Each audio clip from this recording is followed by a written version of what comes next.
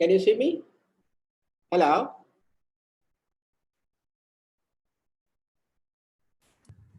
Yes, good morning, Mr. Guru. We can see and you're audible also. Yeah, I can see you now. Yeah. Okay, I mean, I'm on iMac. How do I? Because it's the first time I'm getting into this kind of a technology. So, in case you got to bear with me, please. Sure. So, am I audible and visible? Yeah. Good morning, Amit. Hello?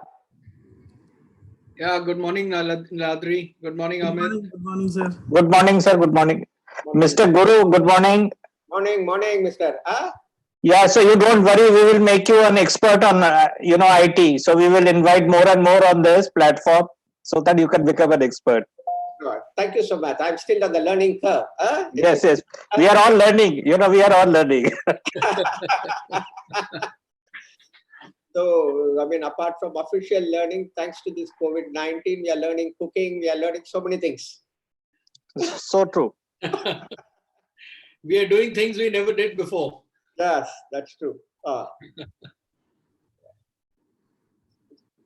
generally, Mr. Nandri, what is the agenda? I've seen the agenda. Like, how does it go through? Like, No, we cannot hear you.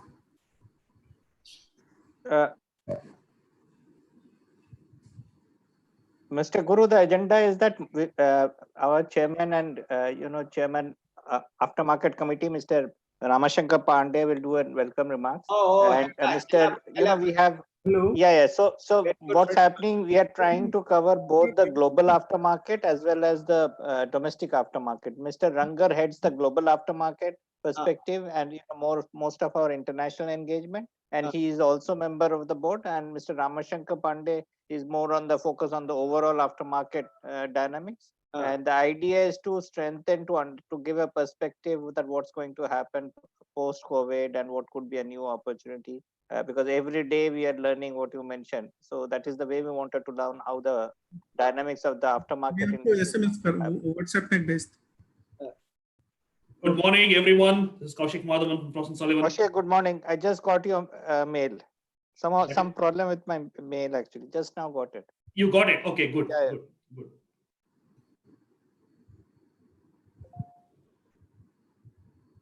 Mr. Rangar, I got your note. I have forwarded. I will have a discussion. Yeah, I know. I got a message from Vikram also. So we'll have a call and we get some of the company. I think we get some people from the company level to give a perspective. Yeah, that'll be good. There are many points there, Amit, where we don't need to take up all of them. No. I think we should have a 1.5 hour session. Maybe we invite three of the best case studies and all that, and more on an interactive session. ठीक है. 925603.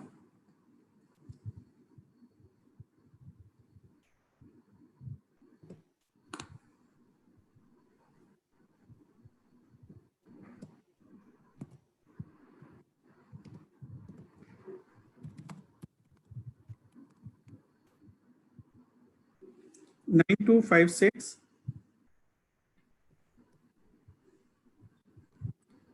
3 12 830. Yeah.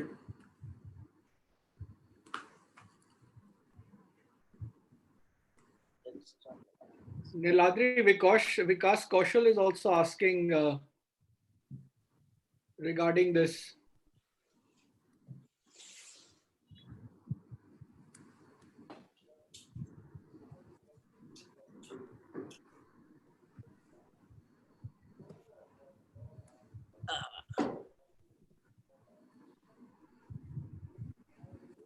Yeah, I will just take 1 minute because Mr. Ramashankar Pandey is also coming. There is this technical glitch. Oh, he's not being able to connect? No, he's just trying. He's on the other phone. He will just come within a minute. Yeah, that's okay, no problem. We still got time. Yeah. We've got 4 minutes. Right.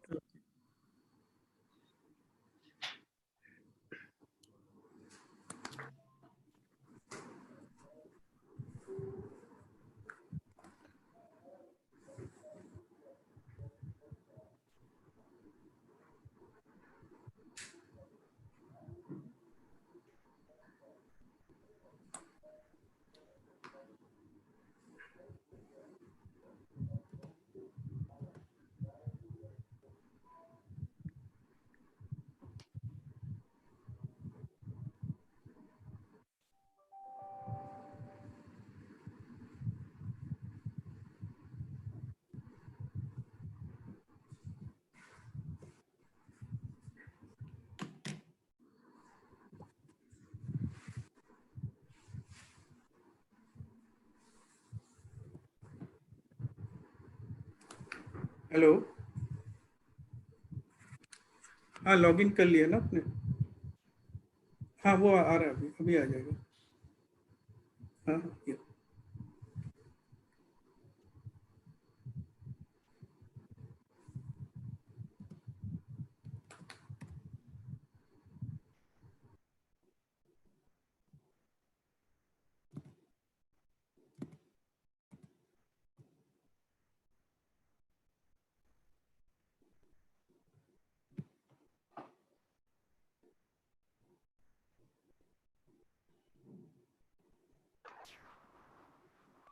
Ramashankar ji, good morning. Hi, good morning, Amish. Rangaji, good morning. Morning, Kaushik. Hi, dear. Hi, long time no see. Long time no see. It's great to see you. I was pretty excited, looking forward. Yeah, Yes. How is family? How are things? All great? All by grace of God, everything going well in these times. You can't. Yeah, but things are fine. We are only hoping to become better than what last weeks have been really challenging. Yeah, yeah. Good, good, good, good. It's a challenge for everybody to learn. Exactly, exactly. Uh, You see how digital savvy we all have become now. Thanks to I you. was trying, Niladri sent me a background. I was trying, how does it work? And, it is on different walls, it turns differently. And then I had to change my place in the home many places. Finally, one place I could see it works. Anyhow, that's great. Even today is the first meeting. I am getting into a web, sort of a thing. Even in our office, we have still, our boys have started a little bit on their own way of, doing things. Okay, that's good news. I had my apprehensions on the Zoom, reading a lot about Zoom and no, people, we used to have an aftermarket called sales calls. Sales calls were always physical visits. Yes. Now it is really calls. Yes. Whether our aftermarket persons make or any other industry makes money, all these IT communication companies, they make a lot of money. Exactly. Thanks to all this digital, they make a lot of money and Yes. Great guts. Niladri, there are a lot of people may be asking because they all have joined. It is 10, so we may tell them on chat that we are going to start in few minutes as people join in. Yeah, sure. So far, we have 213 participants. Now. Yeah, we have 224. Okay. It's increasing. So, I think we should start. It's 10 o'clock. Mr. Madhavan, if Mr. Sarvant on the line? Yeah, he should be joining in a moment. I've just pinged him, so he should be joining. If we can just maybe wait for another minute, we could. Yeah, surely we will just wait for a minute.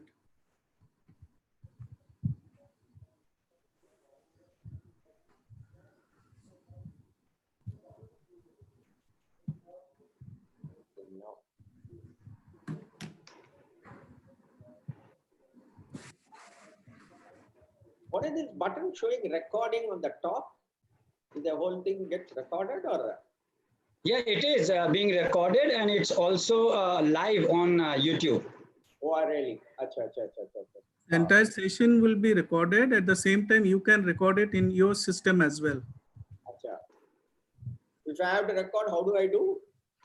There is a small record button down below your status bar. Participant, mute, video, stop video, participants 240, chat, share screen, question and answer, more, leave meeting. That's all is only there. You can't find that record button. If you click on more, the record will pop up. Record, yeah. Yeah. You just click on record, it'll start recording on your system. Okay. Good. Thank you.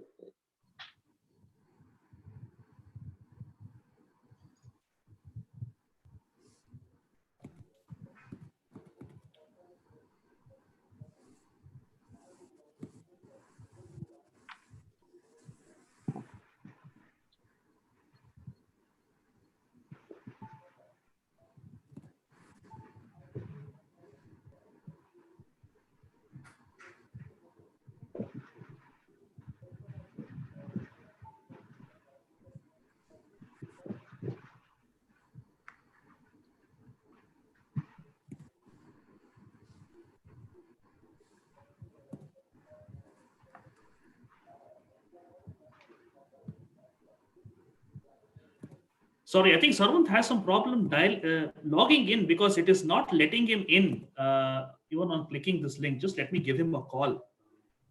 Maybe Kaushik, in that case, if you give him a number, he can dial from his installed app, the ID number. Sarvan can actually hear us. Sarvan can hear us, but he's not able to. Oh, is it? He can hear us. Niladriji, you have done some miracle. I also had the same problem. He's in. I think he's in now. He's in. He did something. See, wish for it. Hi, good morning, everyone. Sorry, I've had some technical challenges this morning. Yeah, thanks for joining, Sarvant. Thanks, we're all set. Sarvan, good morning. Good to see you after a long time. Good morning. Thank you. Likewise. Good to see you. Apologies for my delay. Okay, so I think we are good to start. You know, Ramashankar, Ranga sir, Guru sir, I'll have control over the slide, Sarvant. You know, so whenever you want me to change, you just let me know. Moving on, and I'm going to change the slide, Sarvant. Same thing for Anuj as well. Perfect. Okay. Okay, so all over to you, Ramashankar, to make the introduction, and we are good to go. Great, fantastic. So good morning, everybody. It is very testing time. I always feel when going gets tough gets going, especially in aftermarket. We all are used to a lot of hardships, and I'm personally very happy that this is just the first in the series of webinars which we are bringing from ACMA. And I'm really happy to receive all of you in the room now, in the virtual room, because we are doing digitally. You know, these are really testing times, and never before things are happening. And one of the never before is what we are doing it now, that all of us virtually from different places coming together. When we first started, even to test the water, that how the aftermarket colleagues will look at these webinars, and when Niladri just set up the whole webinar on a conference, on a video conference on Zoom, and the registration just flooded. So in 48 hours, we crossed 400 registration, which simply says that one, of course, that all of us are in deep uncertainty, and because of that, everybody would like to get in touch, everybody would like to talk. And a lot of concerns are coming, but at the same time, people are now digitally, I'll say, comfortable. Never ever such a push happened to the digital piece. So welcome all of you. Personally, I'm very happy also to see our friend Guru here, because to bring the distributor perspective. He is reporting from the ground reality, because day in, day out, he can see what is opening, what is not opening. And he is very close to the value chain where the market is. And welcome, Guru. This is tough time, and we have to find out. I saw how many questions have come up. Everybody who registered has actually put up a lot of questions, and many questions are talking about what will happen. It's like the future telling. Of course, we will try our level best in the seminar, like Mr. Guru, who is having so many responsibility at Jai Motor, Jai Agency, Jai Automotive, Jai Mahindra parts, or Jai Sonalika parts. So he will bring his 55 years of service as a auto parts distributors, personal exposure. What he has is from more than 45 years. And then we will be having a lot of inputs from the global perspective, Indian perspective going forward. We have Mr. Sarvan Singh, who is the managing partner both for Middle East as well as Southeast Asia. Welcome, Sarvan, again, a very close friend. For automotive, we have been concerned, and he has a lot of positions within Force and Civilian. So I welcome what ACMA is doing today with Force and Civilian. Is not the first thing together. We have done our blue book, where we have done aftermarket survey, aftermarket study, and all of you, most of you will have that book. If not, you can contact ACMA, Monica or Niladri. You can buy this at 10,000 rupees, but having a lot of information there. But what Sarvan brings is a lot of experience across different verticals. And he's also in the Visionary Innovation Research Group, where mega trends are being analyzed. And I hope today we'll get a lot of that giving us the advantage. Of course, we have Kaushik Madhavan, who is the Vice President and also the whole mobility business. He is handling for the South Asia, and Kosik is again very dear friend. Many of us have seen him at various point of time within aftermarket. A very strong supporter of independent aftermarket. I can clearly tell, because we need democratization of aftermarket.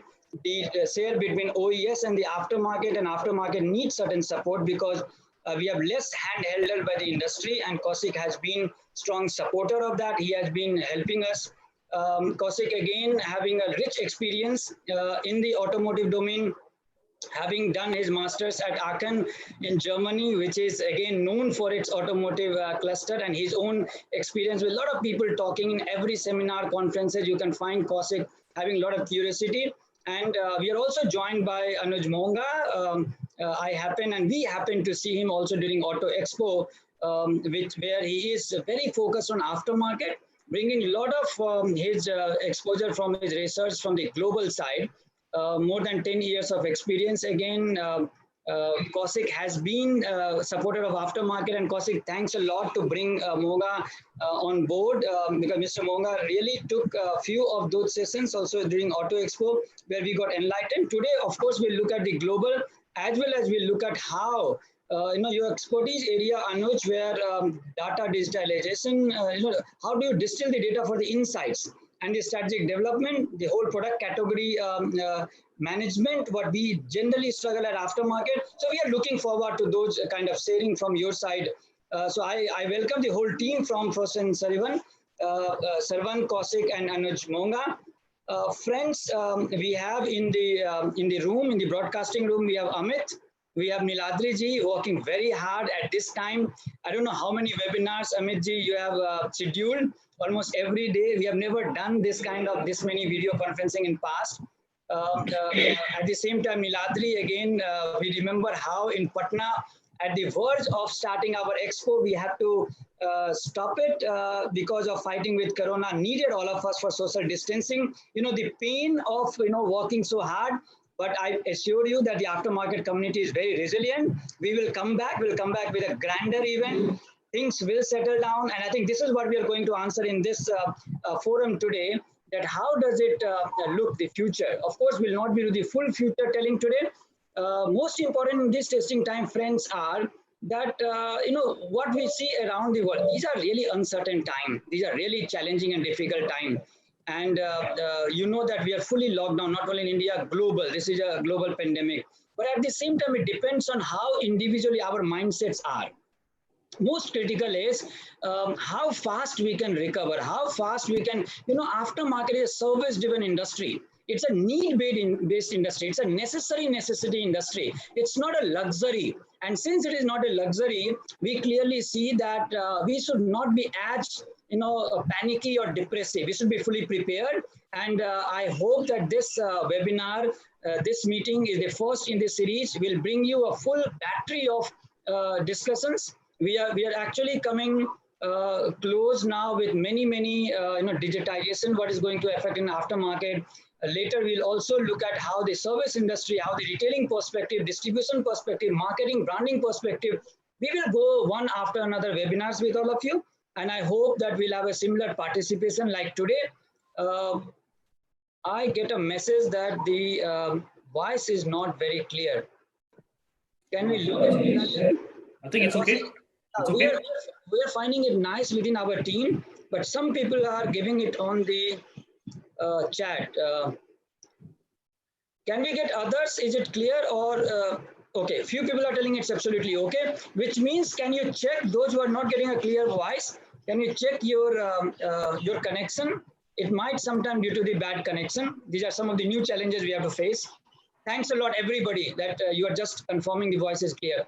So when you look at the aftermarket in that perspective of fighting Corona, personally, I have a good friend in China who is the aftermarket, chairman there, with the just similar like ACMA. ACMA being a most credible and the pioneer in bringing the aftermarket club together in our country. And I'm personally very, very happy with this whole team at ACMA.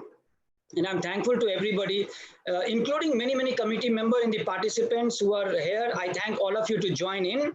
And I'm looking for a very, very interactive session because no one of us has clear answer what will happen. But one thing, friends, from my side, I am very clear on the preparedness part. We must be fully prepared. We must do everything what is needed to not only safeguard aftermarket, but let the mind rule. You know, we must rule ourselves over the situation rather than the situation ruling us over. Aftermarket guys are very, very strong. We all have seen many, many crises. I've seen a lot of questions in that. A lot of people are worried about payment. A lot of people are worried about post-corona. How are we going to take the risk? Guys, the relationship will still be remaining. You know, how we deal the business every day, our personal commitments to each other, the promises what we made, that is not going to go away. I think humanity has existed only because of that, the imagination, the relationship we bring together and we commit to each other. I think that will clearly be there. My request will be, let's maintain that, let's harness that, and be very open. I will come back again during the whole webinar, but respecting the time, and we have very less time. It's a very tight schedule compared to what agenda we have put in. I will hand over to Kaushik to take us forward. And anytime you have questions, you can raise hands, you can put in the chat. We will one by one pick it up. We will moderate in a way that we have a similar question, we'll club it. Maybe sometime we'll not take your personal question, but if somebody has asked a similar question, we will take that. Thanks a lot for making it very interactive. Whenever you feel like writing something, write in the chat. And over to you, Kaushik, to take it forward. Thank you very much, Ramashankar. You know, your words of encouragement always fills up the room. You know, I think, you know, I've always been a big fan of your way of speaking, your way of public speaking. Thank you very much once again for the encouragement and kind words. So with this, I'll hand over first to Sarwan, who will walk us through the global automotive scenario, the impact of COVID. So Sarwan, over to you, and I'm happy to change the slides whenever you want to. Thank you very much. Thanks, Kaushik. And thank you very much, ACMA team. And thanks for a very warm welcome. So I'll walk through the first section, looking at what is the global economic impact and how is the automotive industry behaving as part of this global impact. So firstly, we can all agree to one thing, that we will have a global recession this year. We have looked at two different scenarios. Actually, we had three scenarios when we started, but the first scenario is now out of the window. So we are somewhere between a severe pandemic to perhaps reaching a global emergency. This will be perhaps one of the worst recessions after the global depression in the 1930s. I'm told this happens once in every 100 years and normally happens in the beginning of the century. Last time it happened was the Spanish flu, which had a lot of deaths in Brazil.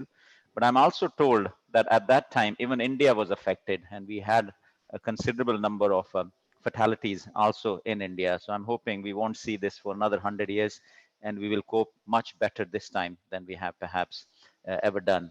So looking at the next slide here and just breaking the global macroeconomics by different regions. As you can see on this slide here, I think there is good and bad news here. The bad news is that the Western world, US, Europe, many of these countries will hit a recession this year.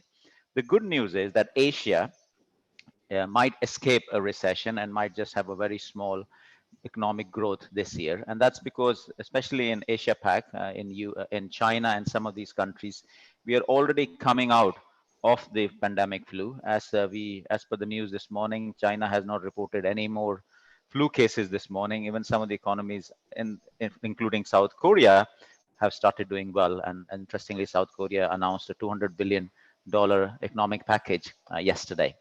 Coming to South Asia, let's go to the next slide. So within South Asia, let me talk a little bit about our neighboring countries first. So if you look at countries like Maldives, Pakistan, Bangladesh, we expect them to have a recession this year. Of course, countries like Maldives will have a very serious impact because they're very dependent on tourism. Bangladesh, very dependent on textile industry, and demand for textile has declined. So we expect our neighboring countries to have a really tough year this year. When it comes to India, we have two scenarios. A possible scenario is 1 to 2% economic growth, or in a global emergency, we could have at best 3% decline in global GDP. So that's how it looks like in the region. Moving on to the next slide, please. Now, what is very important is when we look at any recession, we have to look at three key figures: the depth of the disruption, the length of the disruption, and shape of the recovery. So when it comes to India, the depth of disruption is anywhere between 1 to 2% growth to about 3-4% decline. In terms of the length of disruption across the two different scenarios, within a severe pandemic, we expect at least 2 quarters of decline and the market picking up from third quarter onwards. If it's a global emergency, we're looking at least 4 quarters, and maybe we will only come back to economic growth towards sometime this year, next year. So I know all of you must be cringing when I'm saying that, but that looks like a reality in case if the global emergency case scenario happens. Now, there's good and bad news about this recession compared to previous recessions. And as we all know, the automotive industry had a bad recession, a tough one, especially during 2008, 2009. The big difference between this recession and previous recessions is that we did not have so much government stimulus support and a unified and harmonized approach across the world, which we have this year. So as we know, US has declared a $2 trillion package. Europe has announced and is looking at doing a $1.5 trillion package. And what we have seen is the first wave of these benefits. And as we go along, I think we will see second and third wave of stimulus packages coming in. That means the shape of recovery could be very much a V-shaped curve. And that means we could recover in terms of economic impact very quickly. Now, of course, this is a changing scenario. It changes almost every day as things go by. Moving on to the next slide, please. Now, one very interesting thing is oil prices. And there is, again, good and bad news when it comes to oil prices.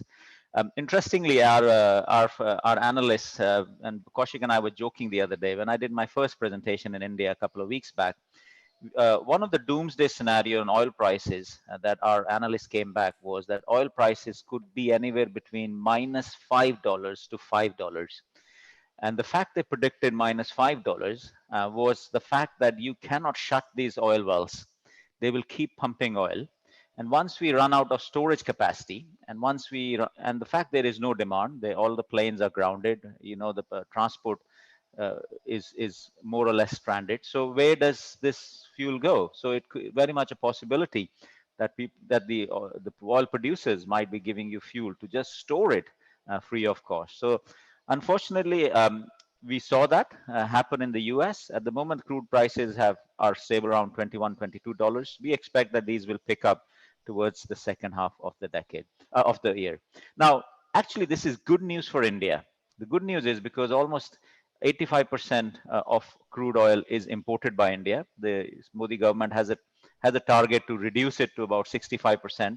And with demand last month had declined by over 12 to 15%. Besides, the beauty of this for the Indian government in particular is it can take the money it saves with the lower fuel prices and pump it into the economy, especially in helping the poor and providing incentives and subsidies. Now, one very interesting question being asked to us is, does this mean that the electric vehicle industry will decline? Does this mean the gas guzzlers will come back? And the answer to that, unfortunately, is no. And I will show you in my slides later on the data we have seen, and even in the worst countries like Italy and Spain, during March, sales of electric vehicles went up while the sales of IC engines declined by 70 to 80%. We'll come to that in a little while. So moving on to my next slide, let's look at what is the light vehicle production global forecast by Frost & Sullivan. So firstly, it's very interesting. If you look at this worm, which is showing the production numbers for automotive industry globally. And I have a similar chart which goes back all the way to 1950. And we looked at the data, and it's very interesting. Every time there is a recession in the auto industry globally comes back to the pre-volumes within 2 years. So look at the 2008, 2009. The market came back within 2 years to its original numbers. And in particular, in some countries like US, which are much more quicker in recovery, unlike some countries like Europe. This time, I think it's a little bit different. We believe it will take 3 years for the auto industry to realize the volumes that we're looking at. Now, if you may all remember, just in 2018, we were predicting likelihood of 100 million car sales, a record century of car sales, light vehicle production. But unfortunately, that did not happen, and the market has been declining over the last 2-3 years. So our forecast is around 2025, 2026, we could possibly see those 100 million numbers. So almost 7 years after the first prediction was done. So in a sense, what we are looking at is a 10 to 15 million decline in vehicle production globally. Moving on to the next slide. And now, what is the impact of COVID on global EV sales? Now, this is something we keep getting asked. So roughly about 2.3 million electric vehicles were sold last year. It was only a 9% growth over the previous year. And that was because China, which contributes to almost 50% of electric vehicle sales, took a lot of the incentives away and the market slowed down. Our original prediction for this year was about 2.7, 2.8 million. But where we stand now in different scenarios, we expect the market to be more or less flat. And again, that is coming back from the fact that EV sales, even in countries like US, Italy, Spain, UK, Germany, have been more or less growing. Average volumes are very low, but still they have been growing. China, although we see will decline this year in terms of EV sales, however, that will be picked up by the European countries. Going on to the next slide, this just shows you the average volume sales of electric vehicles. Roughly is about 160 to 170,000 units a year. So one of my recommendations to everybody on this call is over the last few weeks, I have been talking to strategy heads and leaders of various OEMs and tier one suppliers, and nobody is slowing down on their electric vehicle vision. Everybody expects this will continue. And including my colleague will talk about some of the health wellness features, especially aftermarket features, will continue to grow. So I would recommend everybody to continue to be focused on the electric vehicle industry. It takes a long time to make that shift. India has already been slow in making that shift. So I would recommend if you have product line in development for electric vehicles, not to slow them down. With that, I will pass on to my, sorry, one last slide. This is just to show you the EV model analysis. Again, you know, it is astonishing. In 2013, we had over 10 electric vehicle models between, and this includes plug-ins and electric, but we have over 680 models today. And our forecast is that we'll reach 1,000 EV models. Obviously, a large number of these models today are based in China, but globally, we expect a large number of these models to be continued to launch. So the impact on aftermarket, we know is a bit challenging with EVs, but still we will see some of this come into play. Over to you, Kaushik, from here. Thank you. Thank you very much, Sarwant. Great insights there. So I'll now request Anuj to walk us through the global automotive aftermarket section, and then I'll talk about the Indian side of things. So Anuj, over to you.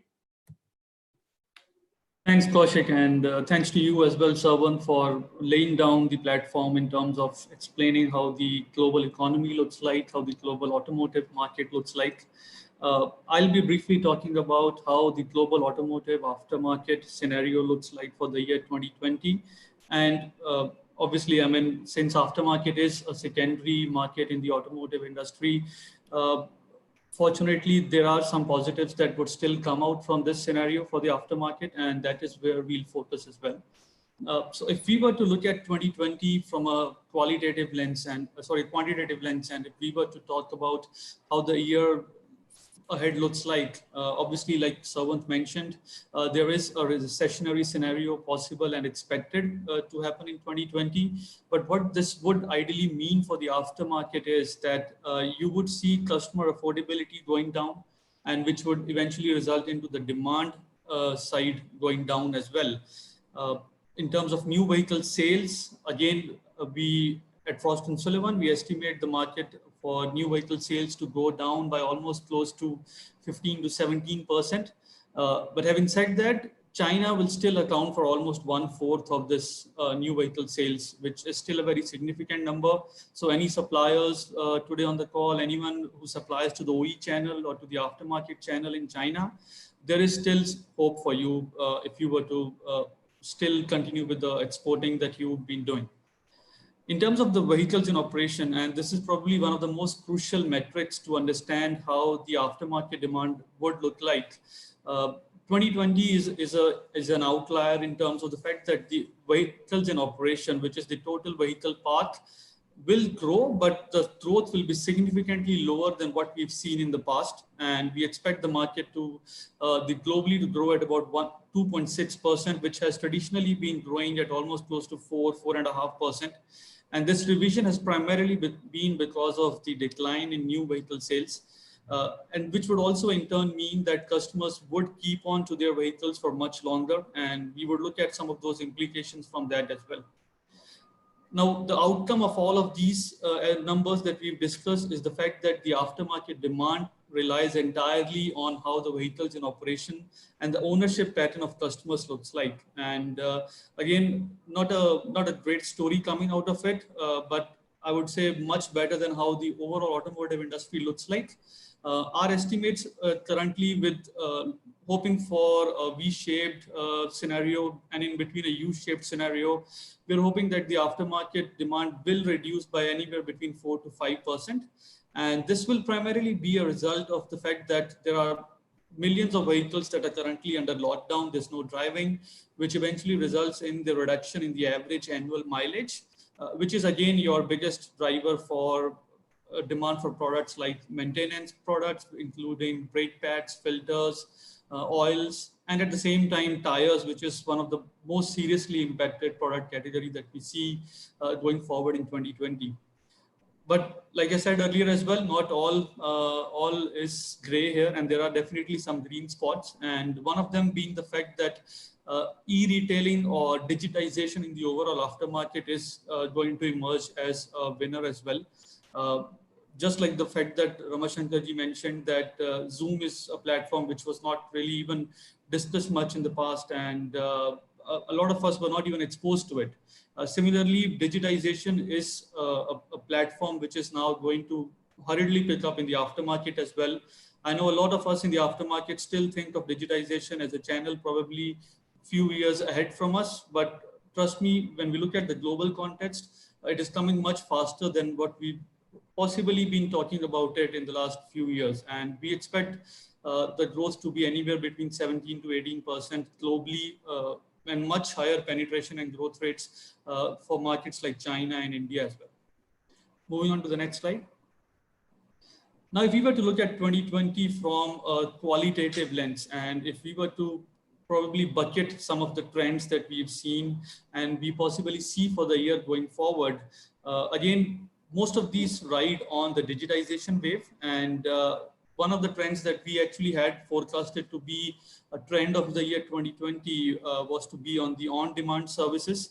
And again, fortunately, unfortunately, as an outcome of COVID-19 and the fact that there's a lot more fear around contamination, there's a lot more fear around hygiene, we expect that on-demand services will actually pick up because of these reasons as well. And where customers would demand contactless servicing, you would see startups, and there are already a few of them in India as well. There are much more popular ones in the US, namely companies like RepairSmith, which is actually a Daimler, Mercedes-Benz backed startup, receiving a lot more funding now than they've had in the past. And we see such models to be picking up.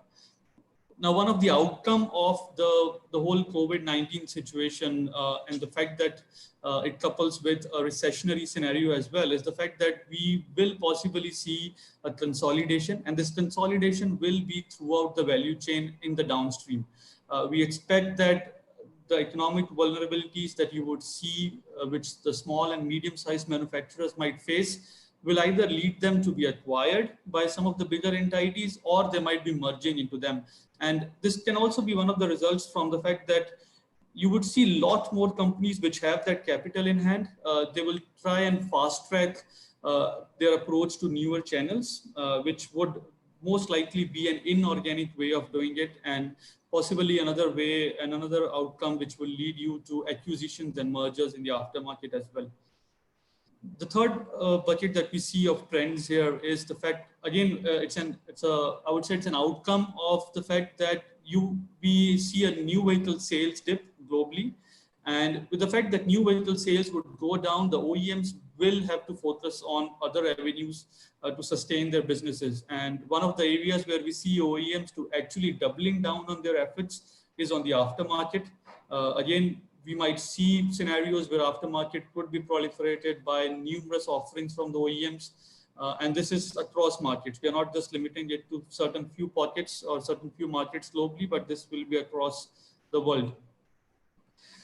In the fourth point, and again, something which I mentioned earlier as well, that aftermarket still stands a chance and there is scope for innovation, there is still scope for new business models. And we already see that in 2020, there could be a possibility that there are new opportunities around electric vehicles. Following up on what Sarwant mentioned, that electric vehicles will continue to be the focus of most OEMs.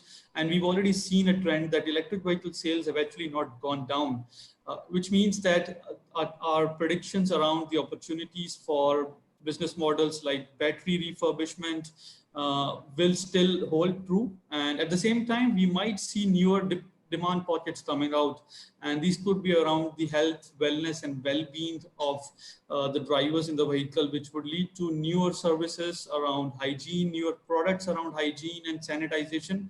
And we already have few examples of these when we've looked at some of the markets which have started to show some sort of a recovery, where these products and solutions have become popular already.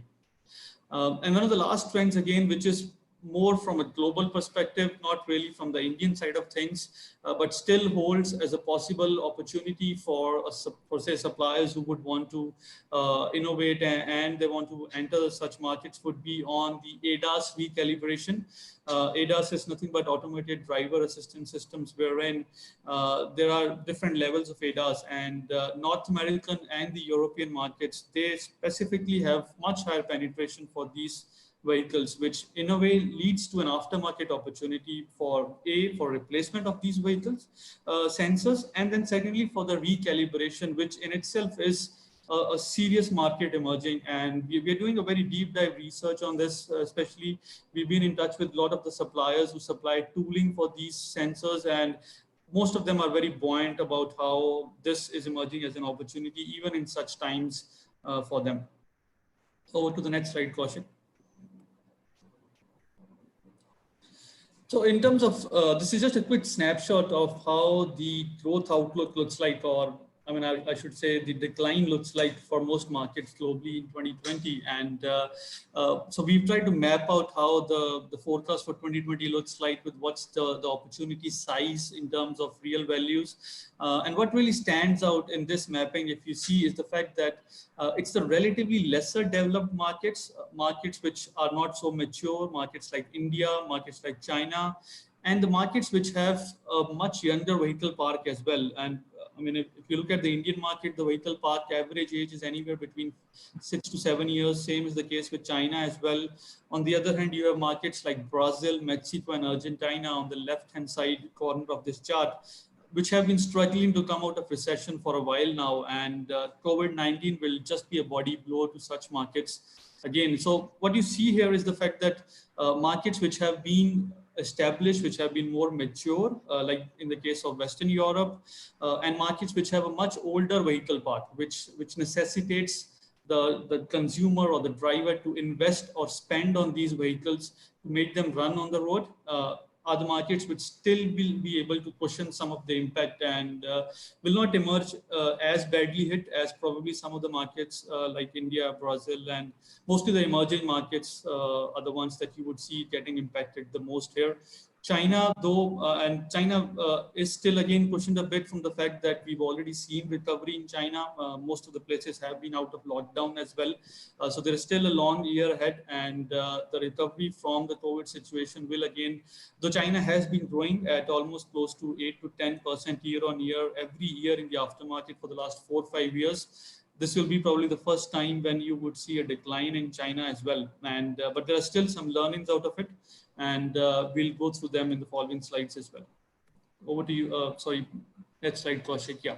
So this is just a slide where we have supplemented on what I mentioned earlier as well. If you look at markets like India and China, where the average age is much lesser than how the global numbers look up, and same is the case. But on the other hand, if you were to look at markets like Spain, Germany, UK, the average age is on a slightly higher level. So is the case with Italy and France. So even though they've been impacted very significantly with the COVID situation, even though the sales decline in new vehicle sales will be significant.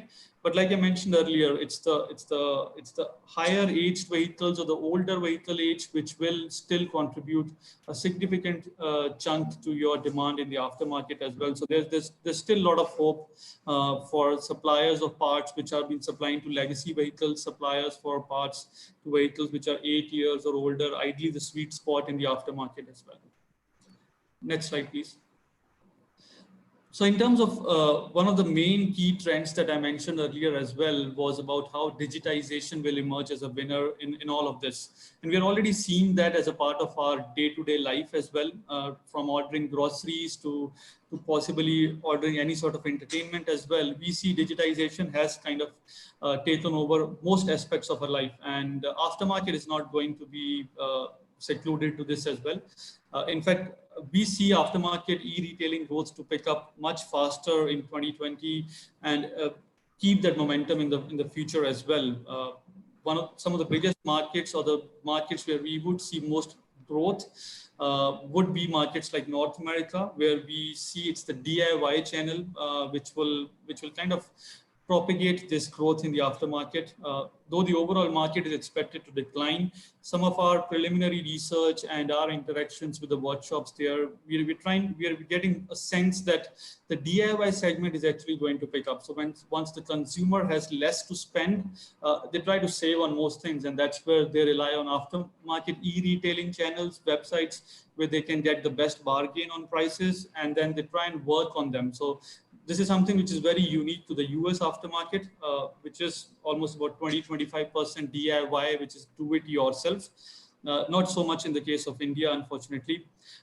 In terms of China, again, like I mentioned earlier, China is emerging out of the COVID situation at the back of e-retailing. Alibaba, Tmall, Taobao have been some of the leading online platforms which have been fully functional even in the times of turmoil at the COVID scenario. And these are the platforms which are now rapidly innovating, coming out with solutions which are specifically targeting COVID-related implications. So there's a lot more positivity, at least on the digitization channel. And our estimates suggest that the overall aftermarket parts retail on the online platforms in the B2C channel could be almost close to $40 billion in the year 2020, which is a growth of almost close to 17 to 18% at a global level, while it's much higher in case of specific markets like the one that I've just discussed. Over to next slide, Kaushik. Yeah. So far what we discussed here was as to how the aftermarket outlook for the year 2020 looks like. We looked at how the trends for 2020 are. We looked at briefly into each of these trends as well, which are of significance. But now we'll be looking at how China, which has been slightly ahead of the curve from us in terms of how they've already been impacted by the COVID situation. And China probably presents a best use case when it comes to learn, and more so for the Indian aftermarket, since the Chinese aftermarket is equally fragmented, if not more, than the Indian aftermarket. And B, the Chinese aftermarket is also dominated by the OEM segments. So is the case with India as well. And then thirdly, the Chinese aftermarket is kind of, again, structurally similar in terms of the small service shops, the 4S stores, which we call in China. So there are a lot more learnings that we need to take away from China if we were to take a positive picture of how to overcome this. And I mean, here we're just presenting as to in terms of some of the key facts of your significance. I'm sure some of these you might already know about. So Wuhan, which was the center of this whole virus, which was probably the place where there are theories around how that originated as well, had been under lockdown for 76 days. And it contributes to almost close to 10% of the overall automotive production. So you can imagine the magnitude of impact that a lockdown in such a place can lead to. And there are so many OEMs that are based out of Wuhan. You have the likes of General Motors, Honda, Peugeot, Renault, Nissan. Almost all of them were literally shut down for all this period. And then you can imagine the cluster of suppliers as well, which are around them. So we are not alone in this. Like Ramashankarji mentioned, it's a global pandemic, and but we still need to take heart from the fact that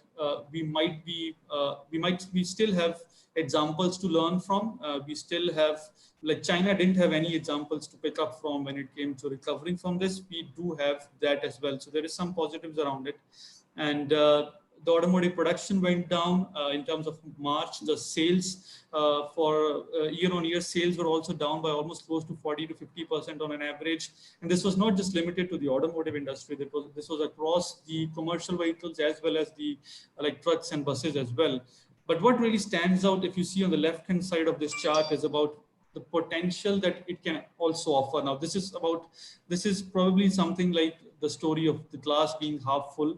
So China, though already opened up, what we really need to focus at is the fact that China exports almost close to 65 to 70 billion US dollars of auto parts globally.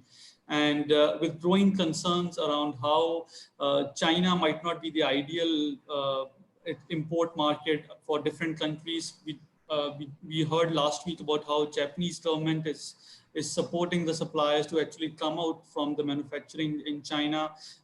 There is definitely a potential. Now, how big and how easily that can be leveraged is a story to be probed at some other time. But that 65 to 70 billion US dollars, even a significant small chunk of it can make a lot of difference to suppliers who might be looking to grab that share from the Chinese counterparts. So there, like I said earlier, there are not all the gray areas, definitely some positives as well. Next slide, please, Kaushik.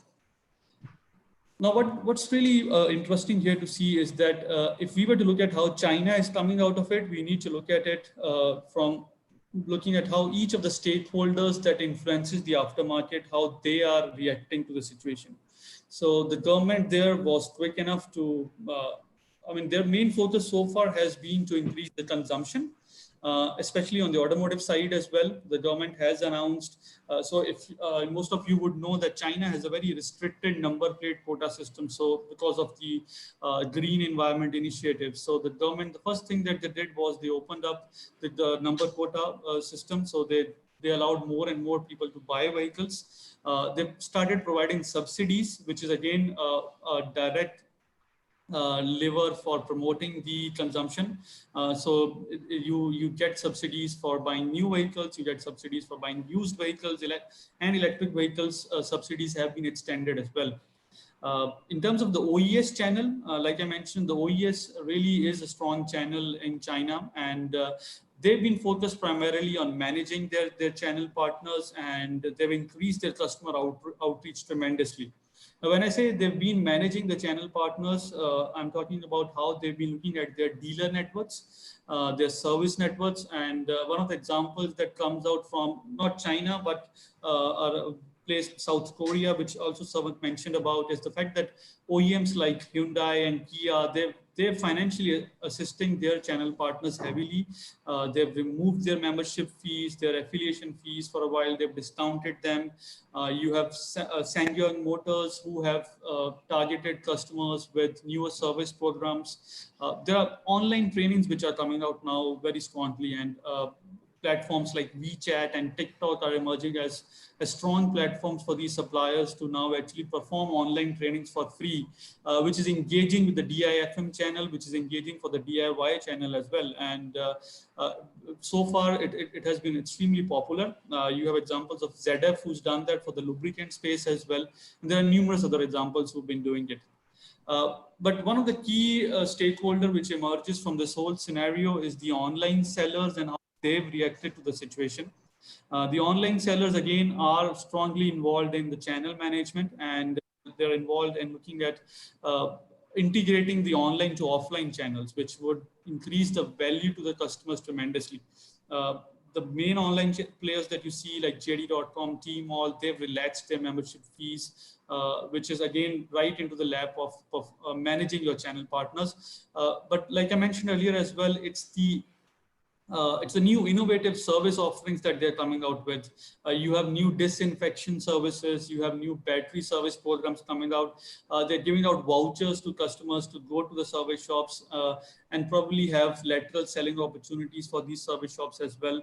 So there are very innovative ways of bringing customers out and involving them or making them purchase more. And this again strongly complements what the dealerships and the 4S channel is doing.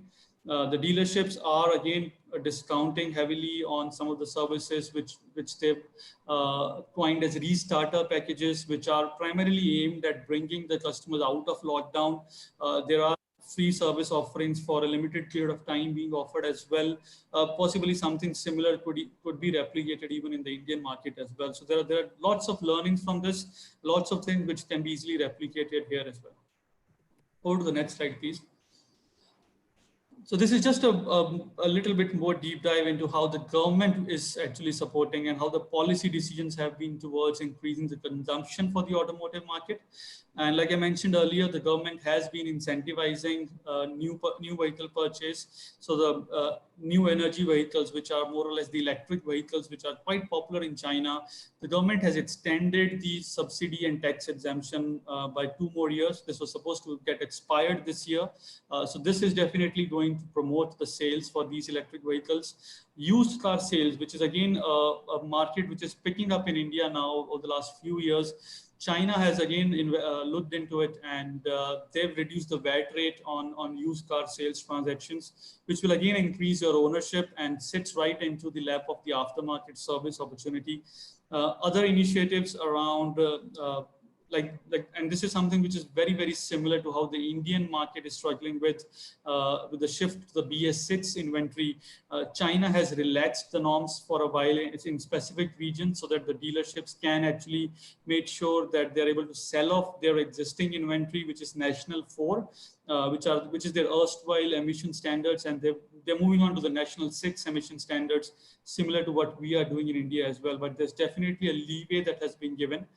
And then lastly, around the export duties as well. And this is probably one of the factors which I would say could be intimidating to the Indian supplier diaspora as well. And so China has actually relaxed the export duty on automotive parts from 10 to 13%. And this is again varying from part categories to part categories, ideally to promote their local manufacturing for export markets. And again, this is probably something that the government in India could look at. And this is again probably something that the suppliers in India need to be mindful of when they are competing with their counterparts from China. Next slide, please, Kaushik. Again, these are just some of the examples that I mentioned earlier as well. The main takeaway from all of this is that new innovative programs are being offered, which I would say, unfortunately, India has been lacking. We've been always a follower in many ways in terms of replicating what the world has been doing. But there's opportunity for us as well now to pick up on these things. And there are opportunities both on the aftermarket as well as the OE channel. And I say that because on the aftermarket side, you have opportunities in terms of coming out with service packages, in terms of coming out with new solutions for managing your workshop partners. But at the same time, if you see on the right-hand side, there's an increasing focus on health, wellness, and well-being. And one of the Chinese OEMs have already come out with cabin air filtration, they claim to have capabilities equal to or comparable to the N95 mask as well, so we are not sure about the effectiveness of this, but at the same time, this is a great headline maker in itself. And this again gives opportunities for suppliers who might be supplying to the OE channel to come out with similar cabin air filtration solutions or hygiene or sanitization solutions. So there's a lot that's available that can be replicated, and I'm sure there are a lot of opportunities which are unique to the Indian market as to how we could possibly tap into the rural market as well, which is not as easy and maybe slightly different from how the Chinese rural markets are. I hope this gives food for thought for most of the people in the audience as well to take away and figure out how best can we leverage these things and come out of this situation in India as well. Next slide, please, Pasha. Now we looked at the overall global market, and I'll quickly just pass through this slide as well, because I've discussed most of these points, so this kind of summarizes all the pockets of opportunities that we've seen so far emerging from this scenario. Like I mentioned, contactless delivery from the e-retailing channel, or even if the offline channel, will come up as a winner. And so is the case with the digitization in the vehicle service and retailing, which is your on-demand vehicle service channel, which again is going to be a strong outlier in the whole downward scenario that we see in the aftermarket. Again, not developed market, I would say. This definitely has an opportunity even in the Indian context, especially in pockets, in the urban pockets of the metro cities, where you could see a surge in demand for such solutions. And then, like I mentioned earlier as well, there are new product categories that can be explored.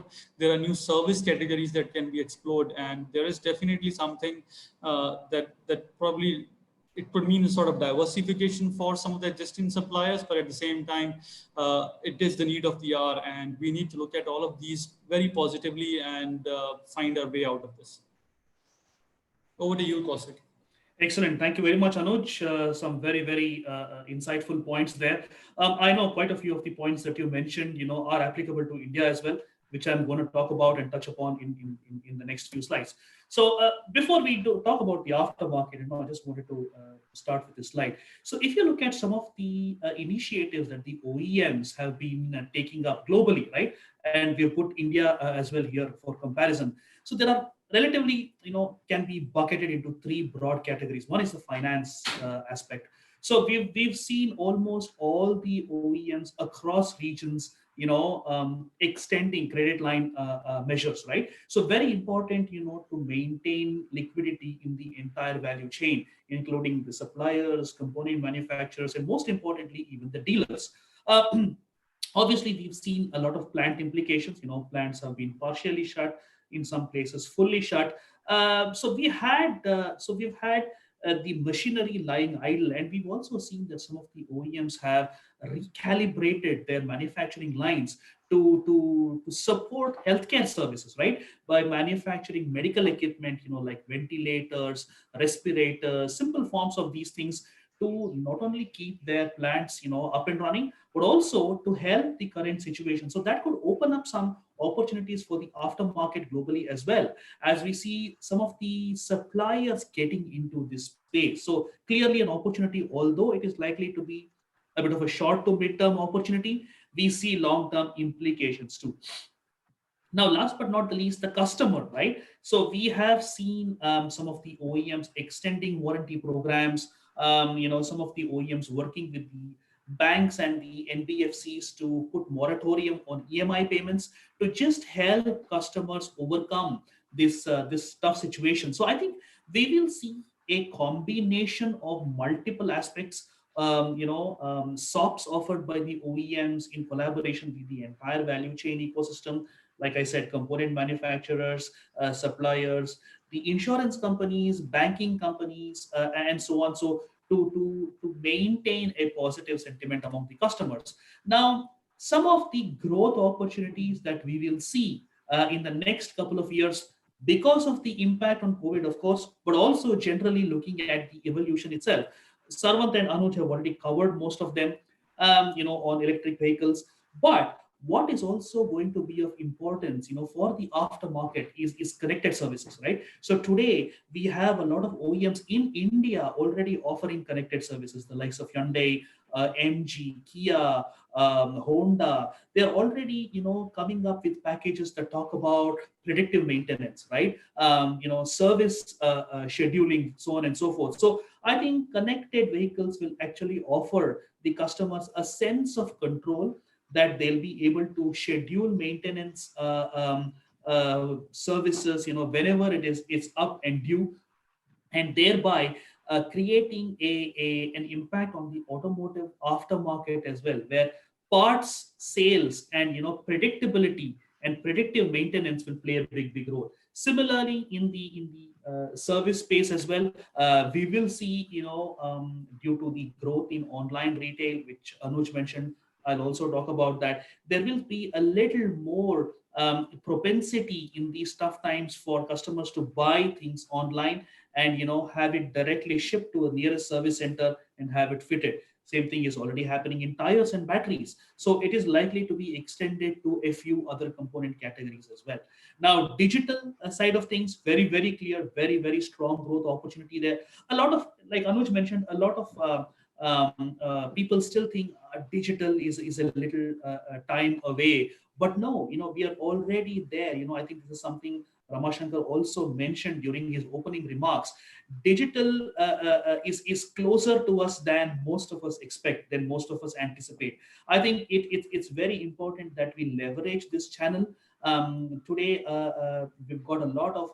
I think the perfect example is how companies like nayagadi.com. I think it's a very interesting concept. You should all look up on online. It's www.nayagadi.com. So what they have clearly done is they have taken it's a multi-brand garage, a multi-brand OE showroom concept, right? So it is not dedicated to a single brand. So they are taking this to the rural tier 2, tier 3 customers, right? So it's a very small 300, 400 square feet of a showroom space, right? So not really big, but they are working with multiple OEMs today to bring showrooms to the customer's doorstep. Because in tier 2, tier 3 cities and rural India, the customers don't really have the propensity to walk into OEM showrooms, right? But Naya Gadi is taking it to their doorstep. Similar concept can be applied for the aftermarket as well, where you can talk about components, parts that can be taken to the customer's consumption areas, especially in the rural market. Rural marketing is a huge untapped potential. I think that's one of the biggest growth areas as well. Now, if you look at how the volumes have performed in India, very clearly, if you look at the right half of this particular slide, you will see the downward trend that we saw in 2019, 2020 as well. Very clearly, it will take another year. We don't see a great recovery in FY21. Any recovery that we see is going to be FY22 onwards. So FY20 and FY21 will still be slow years. I think it's an opportunity for a lot of the OEMs, to reorganize their long-term growth strategy, invest in new products, invest in new technologies. Having said that, the similar is the situation for passenger vehicle and commercial vehicles as well. Obviously, commercial vehicles scenario is very cyclical. Every 6 to 8 years or 5 to 8 years, there is a cyclical curve that the commercial vehicle industry looks at. Thankfully, it has kind of coincided with the COVID-19 situation this time, and they don't need to look at another downward trend in the near future. But passenger vehicles, very hard, very severely hit. We do see green shoots by FY22 onwards, but it will still take a couple of years for the passenger vehicle numbers to hit, let's say, 2018 or 2019 numbers. But nevertheless, the upward swing is going to start from 22 already. Now, some of the challenges faced, in the automotive industry due to the COVID-19 situation, we spoke about, the supply chain constraints. What is also important, is the shared mobility impact. And that has a significant influence on the automotive aftermarket as well. Today, shared mobility business has dropped by 50 to 60% across cities in India. The likes of Olas and Ubers have seen a huge drop in their business for multiple reasons. Obviously, people not traveling, no doubt. But we think that this shared mobility challenge will continue even after the lockdown is eased for a couple of reasons. One is the fear of infection. People will still be a little apprehensive to use shared mobility, to use Ola and Uber, because they still have that fear that, hey, there's a close proximity with the driver, I could be infected. That's number one. Second most important thing is the driver shortage. We have seen that a lot of these drivers would have gone back to their hometowns, right? And it will still take some time for them to come back to the metro cities for them to start operating these vehicles again. Number three, most important one is liquidity. A lot of these drivers would have taken EMIs, and many of them would have not had the opportunity to pay back these EMIs in time. Although some of the banks have introduced a moratorium, the financial situation or the liquidity of a lot of these drivers is going to play a big role before they can come back to their cities for shared mobility services. I think this will have an impact on the automotive aftermarket for the short to medium term. For the next 2, 3, 4 months, there might be a little bit of a slowdown in the take-up rate of components and servicing, but once it picks up, we will see things coming back to normalcy quicker. Now, digital footprint, I think this is a very, very interesting slide that you're looking at. Today in India, Tata Motors and Hyundai have already started selling vehicles online. I mean, the best example is Hyundai's click to buy. So with the click to buy concept, you can actually pick and choose the model, the variant, some form of customization, personalization, with accessories, for example, and also choose different options to pay, to make the payment, and also delivery modes as well. I think today with the digital aspect being proliferated across India, OEMs are waking up to the fact that they are going to be able to access a completely new customer segment, right, through the digital channel, for which they had never access to before. And with this, they are able to supplement their growth volumes. I think this is going to be one of the key areas. Again, I would like to emphasize on the fact that this is not something that is going to happen in the future. It's already happening. I think that is what we need to consider. Online retailing, not only in the spares aftermarket side of things, but also in the OE side of things. So we already have quite a few two-wheeler OEMs, bringing their vehicle launches online, and subsequently they will also be selling these vehicles online. So the digitization aspect of things is going to be much quicker in the Indian market, and we all have a lot to benefit from that. This is a very interesting thing. So pre-owned vehicles is something that we have worked on over the past many years within Frost & Sullivan, and what you see here is just one slide here. We expect the pre-owned vehicle market to grow significantly. In 2019, the pre-owned vehicle market was 1.2x the new vehicle market, right? Today, if in fact, I just read the Economic Times article this morning. In the recently concluded FY20, the pre-owned passenger car market was 4.4 million units against the new vehicle market, which was about 2.7 million units. That means it was already 1.6x the new car market, right? So the pre-owned vehicle market was 60% higher than the new car market, and by 2022 we expect that to be 1.8x. That means almost double the new car market. So that again has a huge implication on the automotive aftermarket, because Anuj also spoke about this a few minutes ago about the average age of cars, right? India is relatively lower, relatively younger average age compared to the other countries. But having said that, the tier 2, tier 3 and the non-urban cities are what are driving the pre-owned vehicle sales. So we will see a lot of new models coming into the pre-owned market. The most significant thing is the consolidation here as well. A lot of the organized pre-owned vehicle market is actually consolidating some of the roadside, unorganized, multi-brand pre-owned vehicle sellers. So I think this is going to be one of the key areas. Consolidation, number one, and most importantly, the OEMs themselves are getting into the space. Maruti has had True Value for a very long time. Toyota with its U-Trust, Ford Assured, even the premium OEMs are getting into the space. So in people's minds, the stigma of buying a used car, is not there anymore. You have a variety of models available, and with OEM certification and OEM backing, there is also a sense of confidence among the customers that, hey, I can still buy a used vehicle or a pre-owned vehicle because I'm going to get the OE backing in the form of a warranty for 6 months or 1 year or whatever it may be.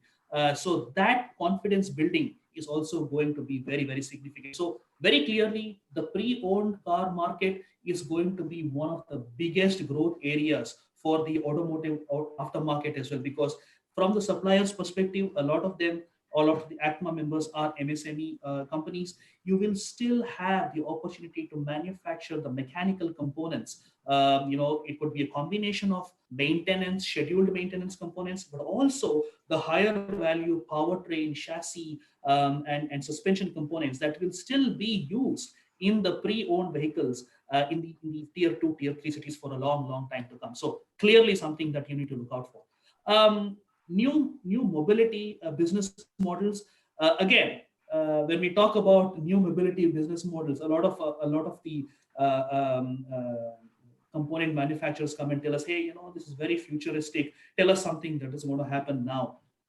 This is happening now already, right? With the likes of Hyundai, Honda, Mahindra, they're already partnering with the likes of Ola, Rev, Zoomcar to offer subscription services, right? So what is happening with subscription services is that you're, again, looking at a completely new segment of customers. Your millennials, very young people who are just 19, 20, 21, 22, who probably do not have the financial muscle to have saved up a significant amount of money to be given as down payment.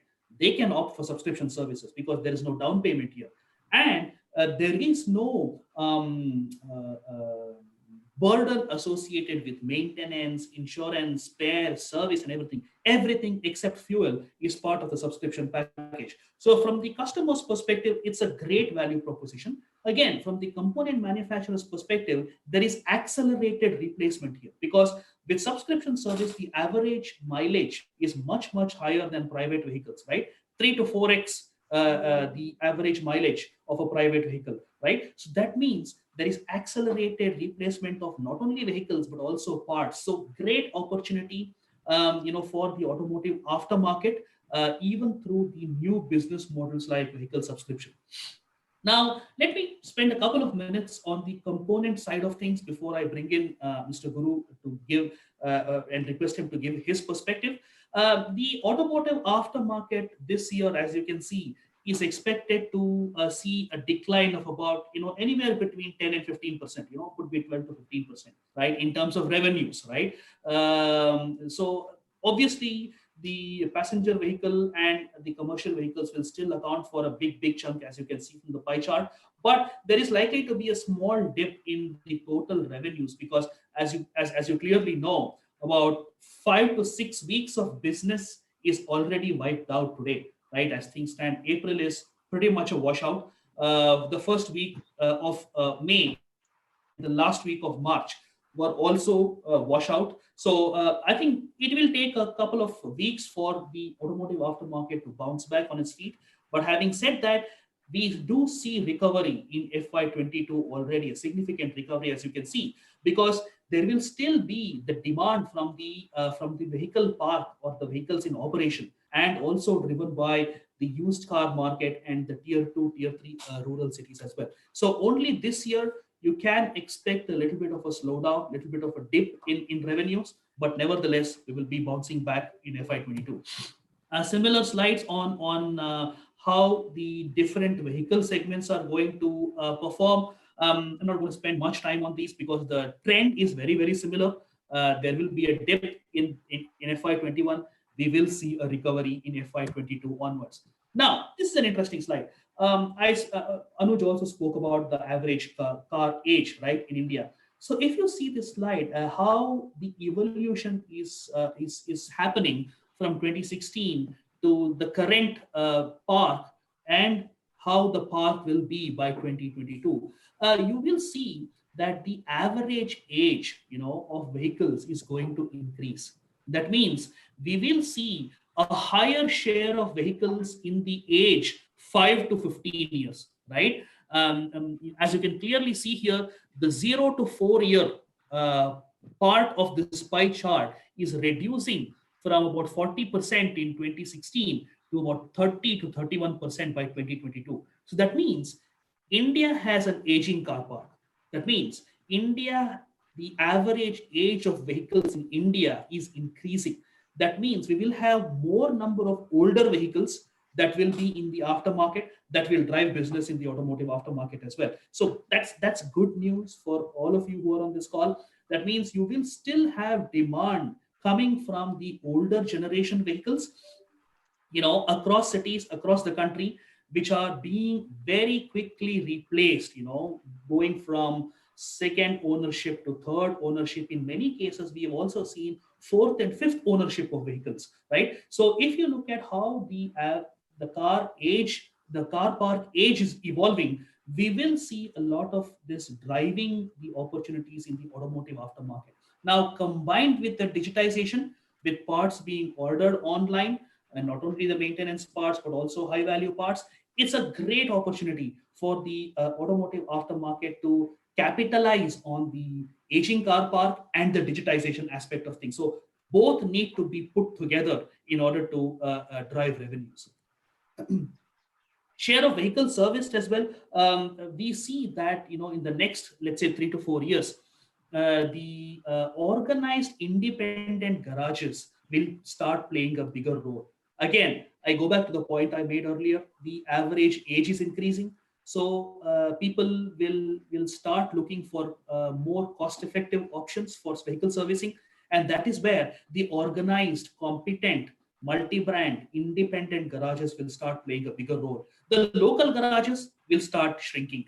That means the local roadside garages who probably do not have the right tools or the right training or the right craftsmanship, their value will start reducing.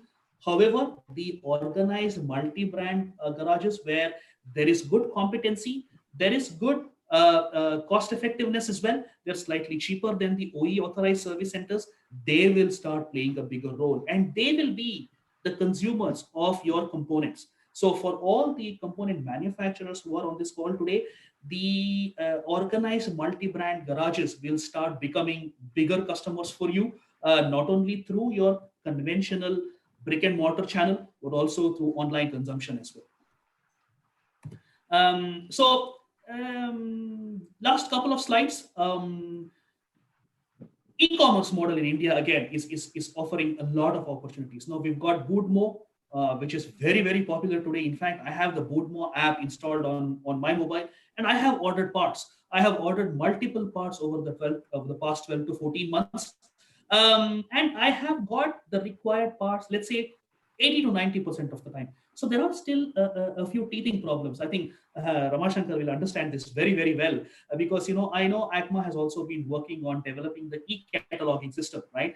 That has been a bit of a challenge because there is no one single source where you can get access to all the parts. Intercompatibility of the parts is a big challenge today. So from a customer's perspective, the average customer's perspective who's looking to place an order online for parts, they're still not very clear whether they are actually going to get the part they ordered or whether they are choosing the right part in the first place, right? So that level of ease or competency has to be built into the system.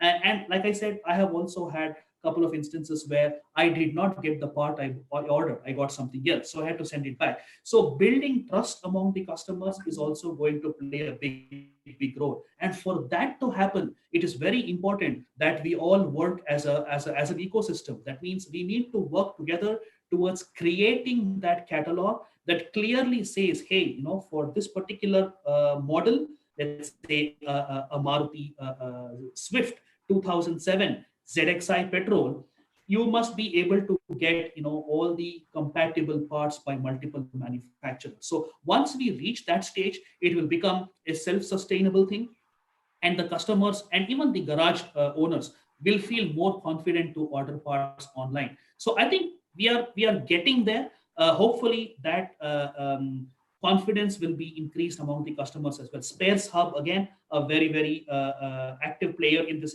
space. So we will see the e-commerce sales increasing today in India. If you look at the automotive e-commerce sales, it's restricted to, let's say, scheduled maintenance parts like your oil filters, spark plugs, wipers, accessories. A lot of accessories are sold online. But with the likes of Boodmo and Spares Hub coming in, you're also seeing high value parts also being sold online. That means powertrain components, chassis components, suspension components are also sold online, but the take-up rate is a little lower than expected. But once there is trust, once there is confidence, we will see that growing as well. So last slide before I wrap up, if you look at some of the key emerging trends for the auto component industry in India. I'm not going to talk about all of them in detail, but I'll spend some time on a couple of very important ones. We've spoken about e-commerce, right? Downstream consolidation.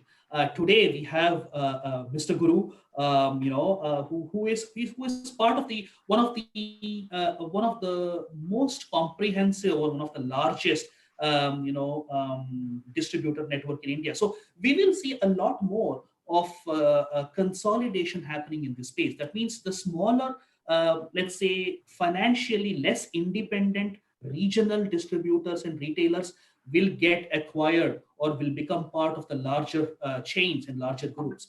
Not only is this good for the industry because it will prevent the smaller companies from declaring bankruptcy and closing operations and closing business, because they can get the investment and financial backing of the bigger players. So I think that is going to be very, very critical for sustainability in the distributor and the retailer space in India. So we do need more of such investments, backing from not only the bigger players, but also from the private equity side of things and the OEMs themselves. So we will see a lot more consolidation.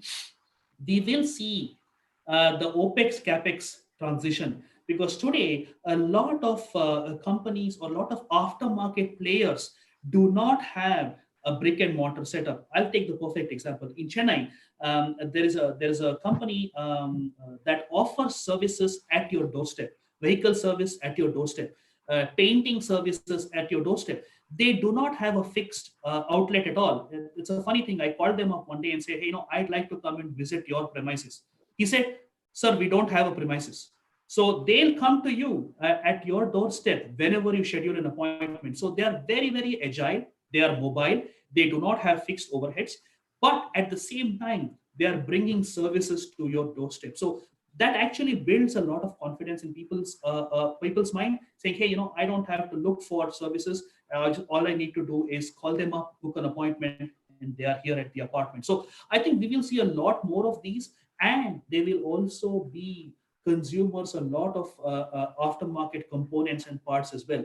For people, ECMA members who are on the call, this OPEX side of things is going to be one of the biggest drivers in component consumption going forward.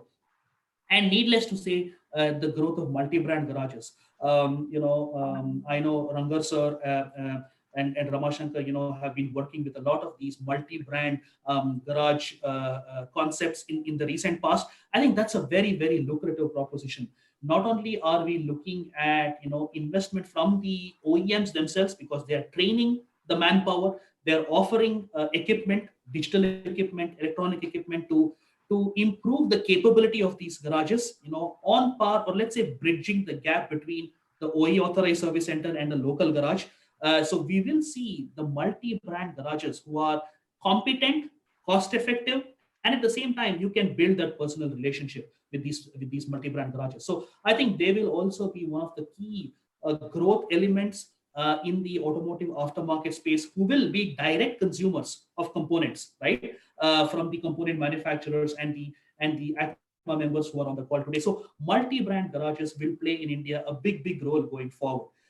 So that, ladies and gentlemen, is our perspective on how we see the Indian automotive component and aftermarket industry evolving, and how the COVID-19 situation, which we've faced for the past couple of months, is going to be influenced. Rangar sir, Ramashankar, your thoughts before we invite Mr. Guru to talk about his perspective from the distributor side of things. I request Mr. Rangar to go ahead, because we have been working in the committee very hard to put everything together to make aftermarket organized, standardized, and then digitized, which is more relevant post Corona. We have been taking pace since last now 2 years in this segment. That's why you see safer drive coming up, catalog coming up, many things. And Mr. Rangar has a very good exposure in the international market. He meets a lot of customers. And now I don't see any difference what it does in the global and what will be done in local. So Mr. Rangar, if you can just educate us that looking at your experience from the global aftermarket, the opportunity for India to leapfrog, because we can also move like Pentium 1, 2, 3, 4, and then dual core processor. Why can't we jump today to the global best? And the way the other customers expect us, the distributor maturity, the payment cycle, the way the whole aftermarket ecosystem of India still is seen by the outsider as a very, very low level, unorganized and fragmented. Why can't we use this opportunity to make a complete turnover? Not, it's like a turnaround of the turnaround scenario for the industry. So can you just highlight us a little bit on that as Kaushik has requested us? Thank you, Ramashankar. First of all, I will not seek to. Something wrong with the. Can everybody hear me properly? We can hear, Ranga sir. Okay, I would not like to educate anybody. I'd just like to share my comments because there are a lot of very experienced people who are on this seminar today, and I'm sure they have a lot of experience. First of all, I'd like to compliment the Frost & Sullivan team for an excellent presentation. Savant, Anuj, and of course Kaushik, you have really given a very in-depth perspective to the whole thing. You know, the COVID situation undoubtedly has created a lot of problems, but I would like to look at the positives of this rather than look at the negatives.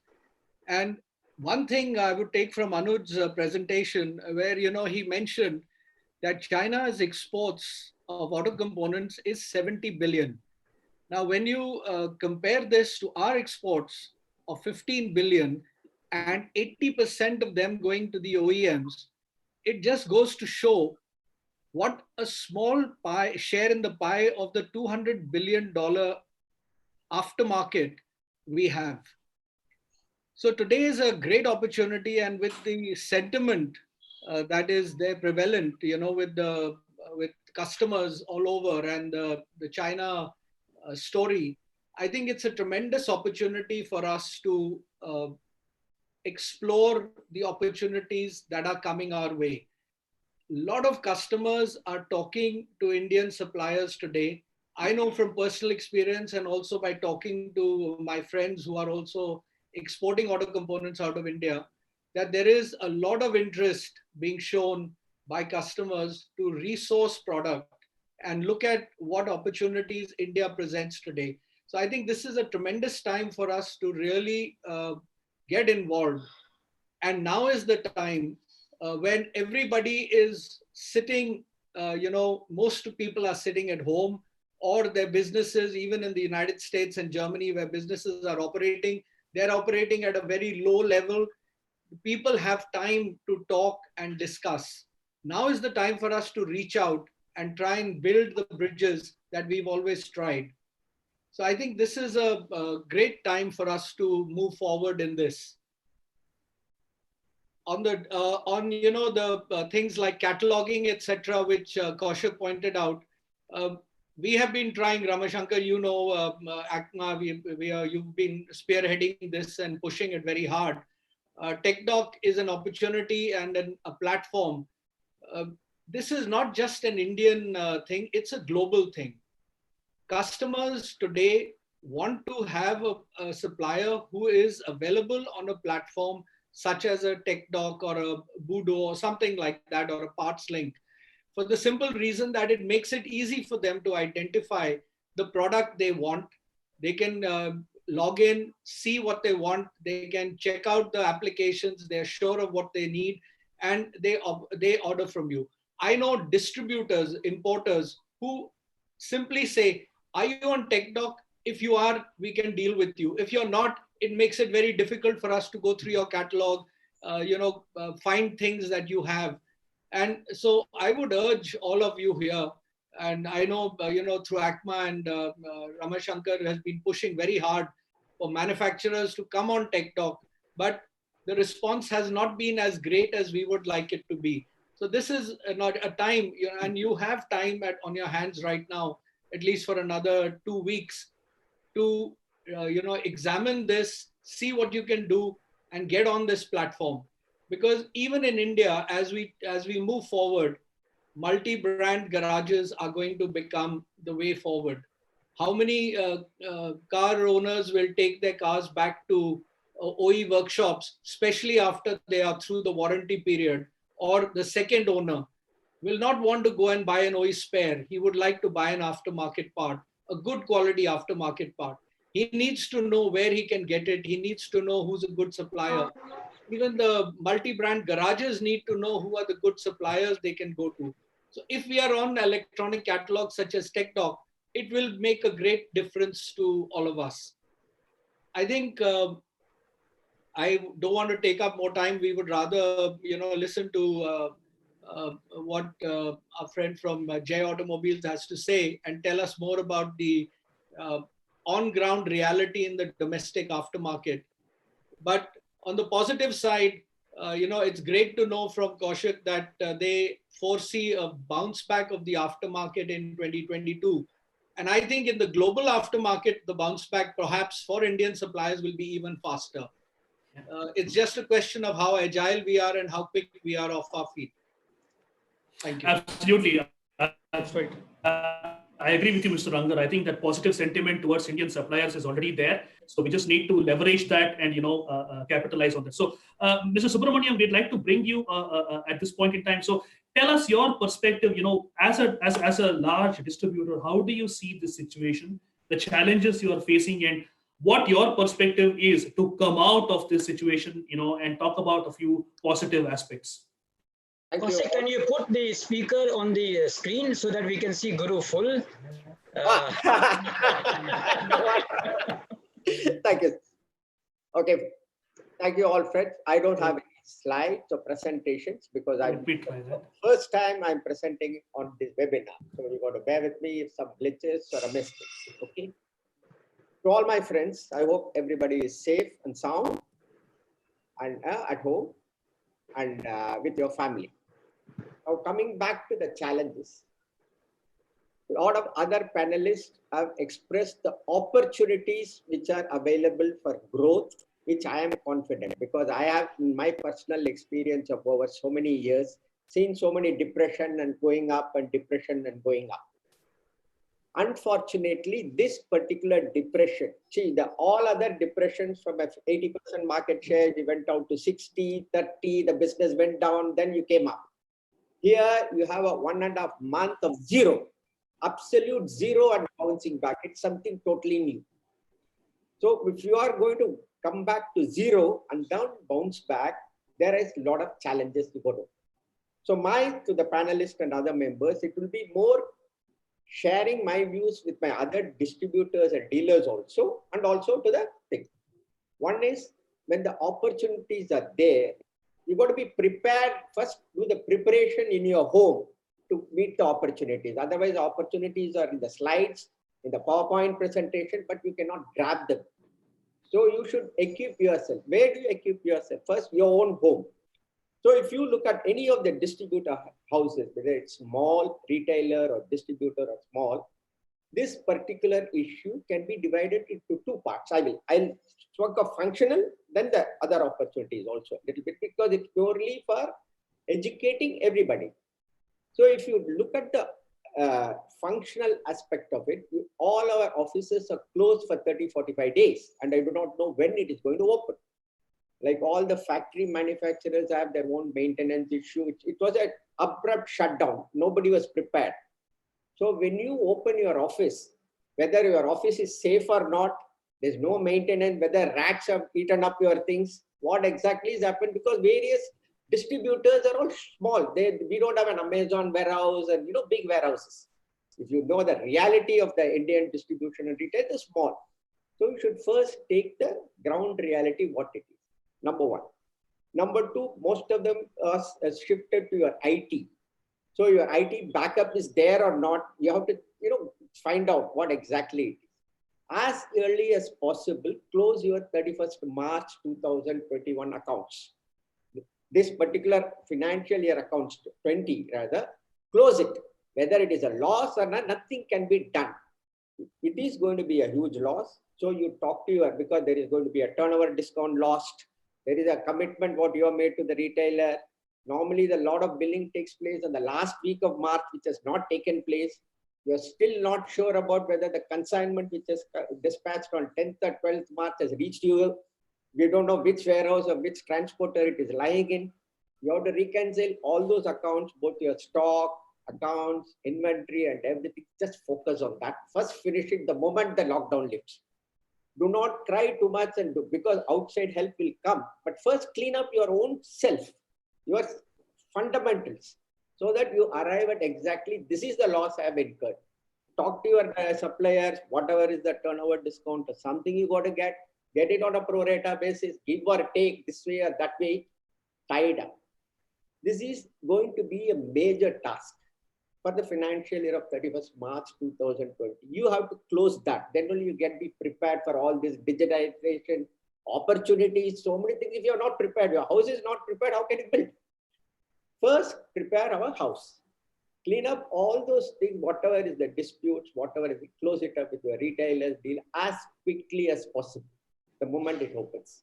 Because you will have a lead time of, even if it is opened, that 1 month, because of social distancing, people may come, may not come, your various staff, with a two-wheeler or, using the public transport, how they will commute to your office, how you will dispatch. Your logistics as to, you are dependent on logistics like DRL, all other external transporters, so that they should be functional, for you to, send the consignment to various, because like they were all saying, it's a rural market, deep inside the way, material has to go. We don't have the wherewithal of Amazon or, others. So within our means, how we can first close the accounts, arrive at the exact figures and close it, because you cannot do anything about it. Then prepare for the next financial year. Now you know what is the cost. Because this same argument I had in my own office talking to my staff. You should know there is going to be a drop in revenue. You have a zero. And whatever is my views, I'm giving it to you from the institution point of view, not from an individual point of view.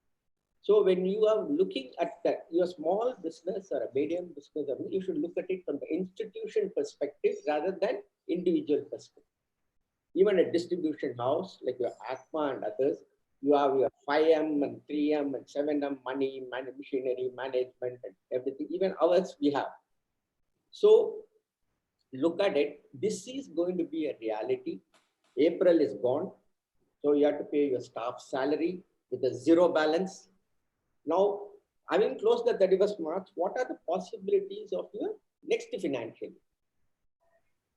Whatever is your collection that coming, your bank interest is keep on being debited. So how ACMA or any other association talk to that people, see whether the bank, if you get a 10 lakhs or 20 lakhs collection, and if your bank CC limit interest is 8 lakhs or 9 lakhs, first that banker takes it. Then you don't have any surplus to give to anybody. See, these are all the problems which will come in this current financial years. So you will have to be prepared. How am I going to manage my cash flow?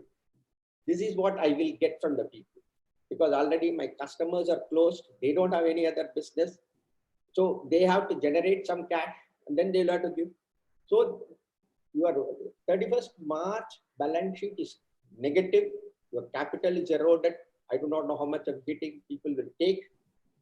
Then you have the negative capital. Now you have to either infuse a capital or you have to borrow. If you have borrow, you have to repay. Already your old outstandings or borrowings, it's already there. You get my point? These are the challenges you will have to discuss with your bankers, with your other financial institutions.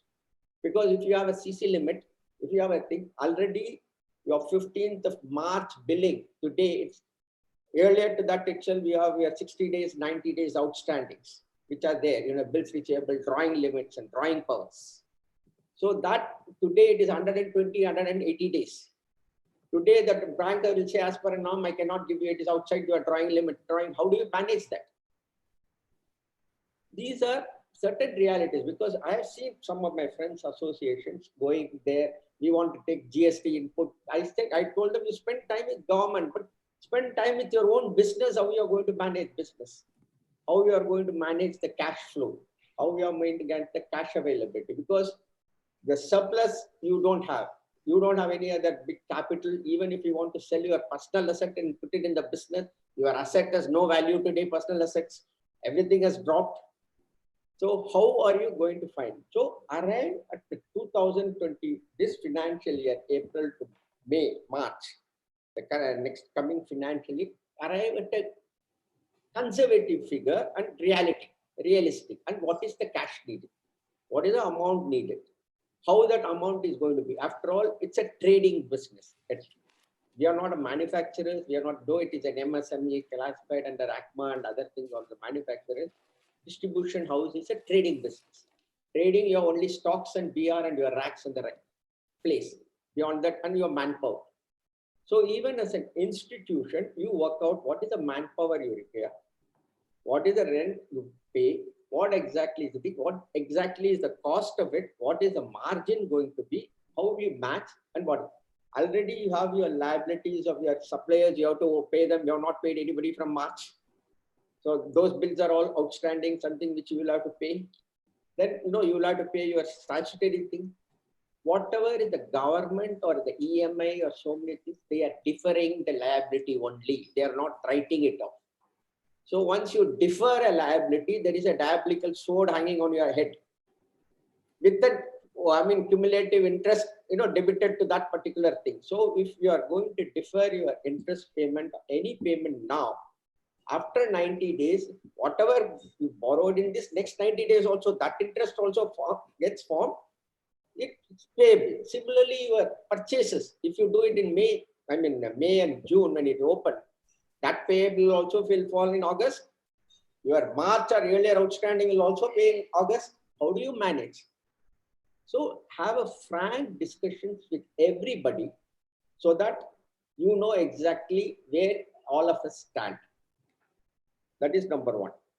And number two, I also at even the recent meeting also I told them, you look at, I had with my own company also had some funds when I was chairing that meeting. I said 100 rupees has come today. This 100 rupees, they say, sir, it has only to go to salary. I'm being very frank.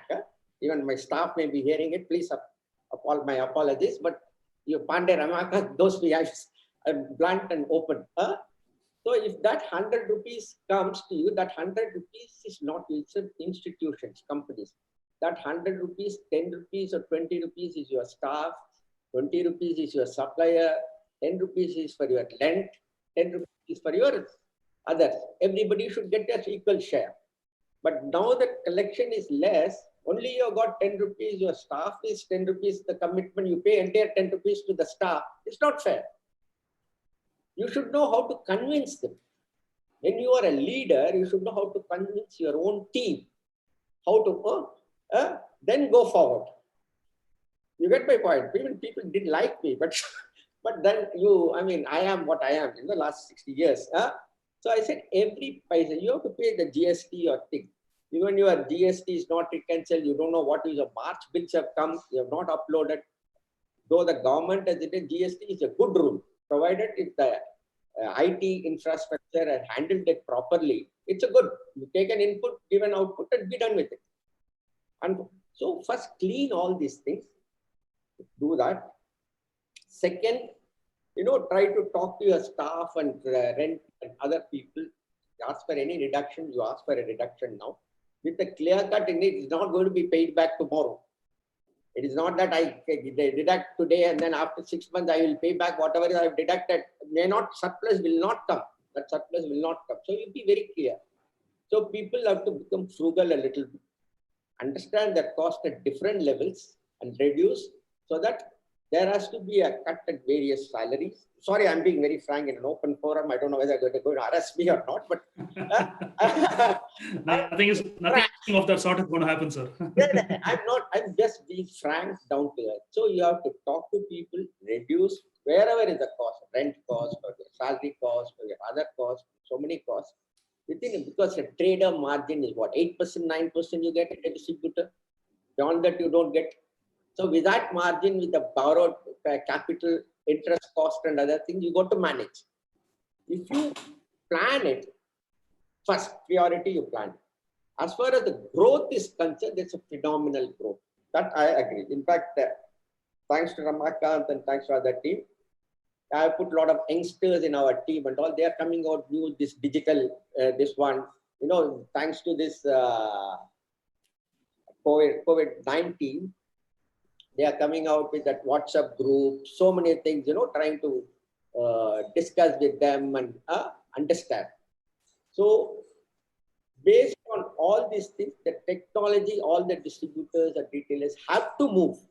They have no other choice, because distributors and retailers, it's a trading company. It is not much work from home. You have to be there in the spot, certainly, either in a warehouse to pick up the material and pack and dispatch the material. Human beings have to be there. Similarly, your accounts person can. And one more thing, most of the distributors and retailers, they have this standalone IT, you know, in their own computer locked up in their office, so which they have not even opened. They don't have an, you know, central access to that data and software. How effectively some sort of that is where now I'll come to the ACMA has given the opportunities. There is a bridge which is required to reach these opportunities. On the one hand, I've told my dealer friends and distributor friends where they have to clean up their own house and slate, and they have to face the music.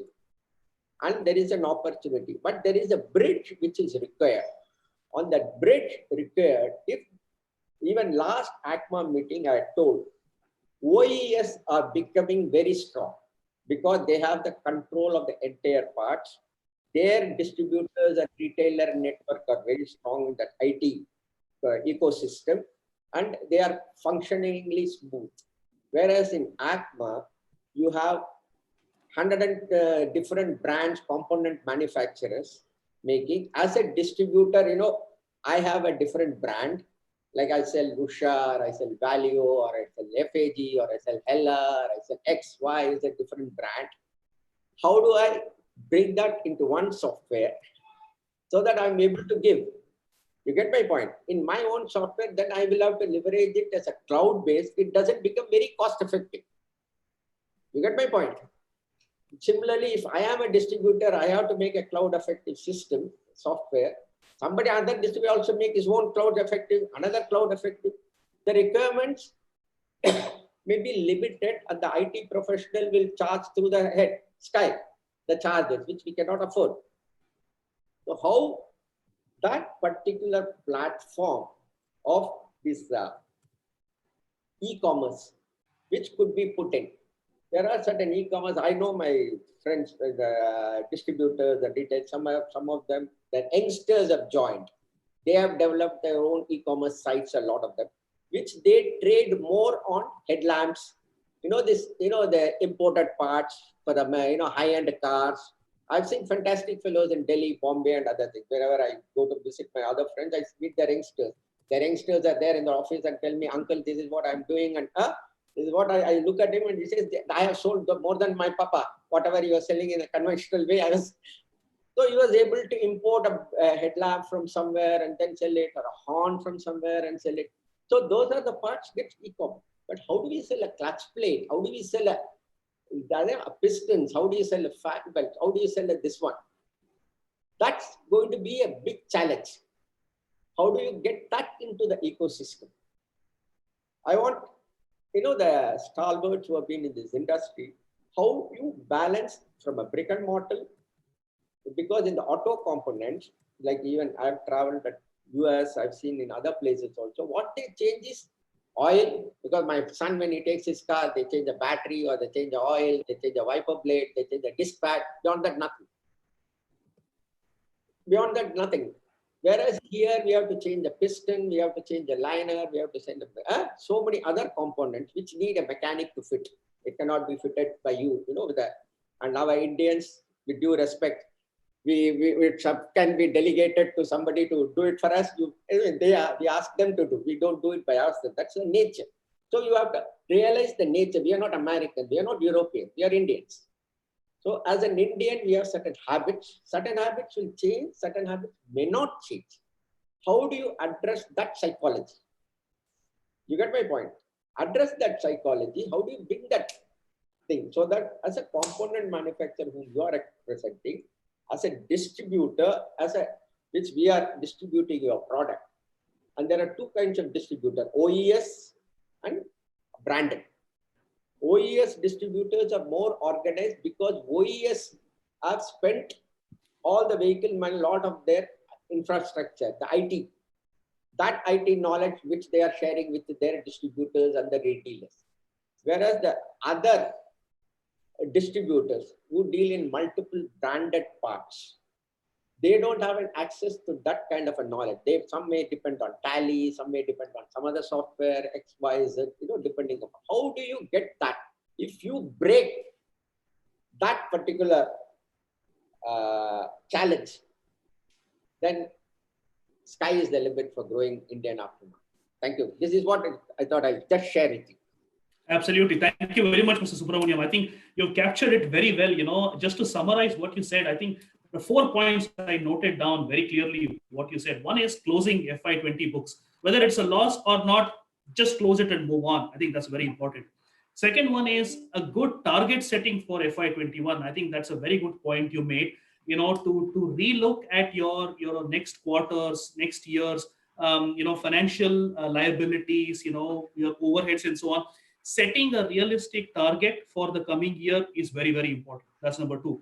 The third one, I loved the third one. One is very shared responsibility, right?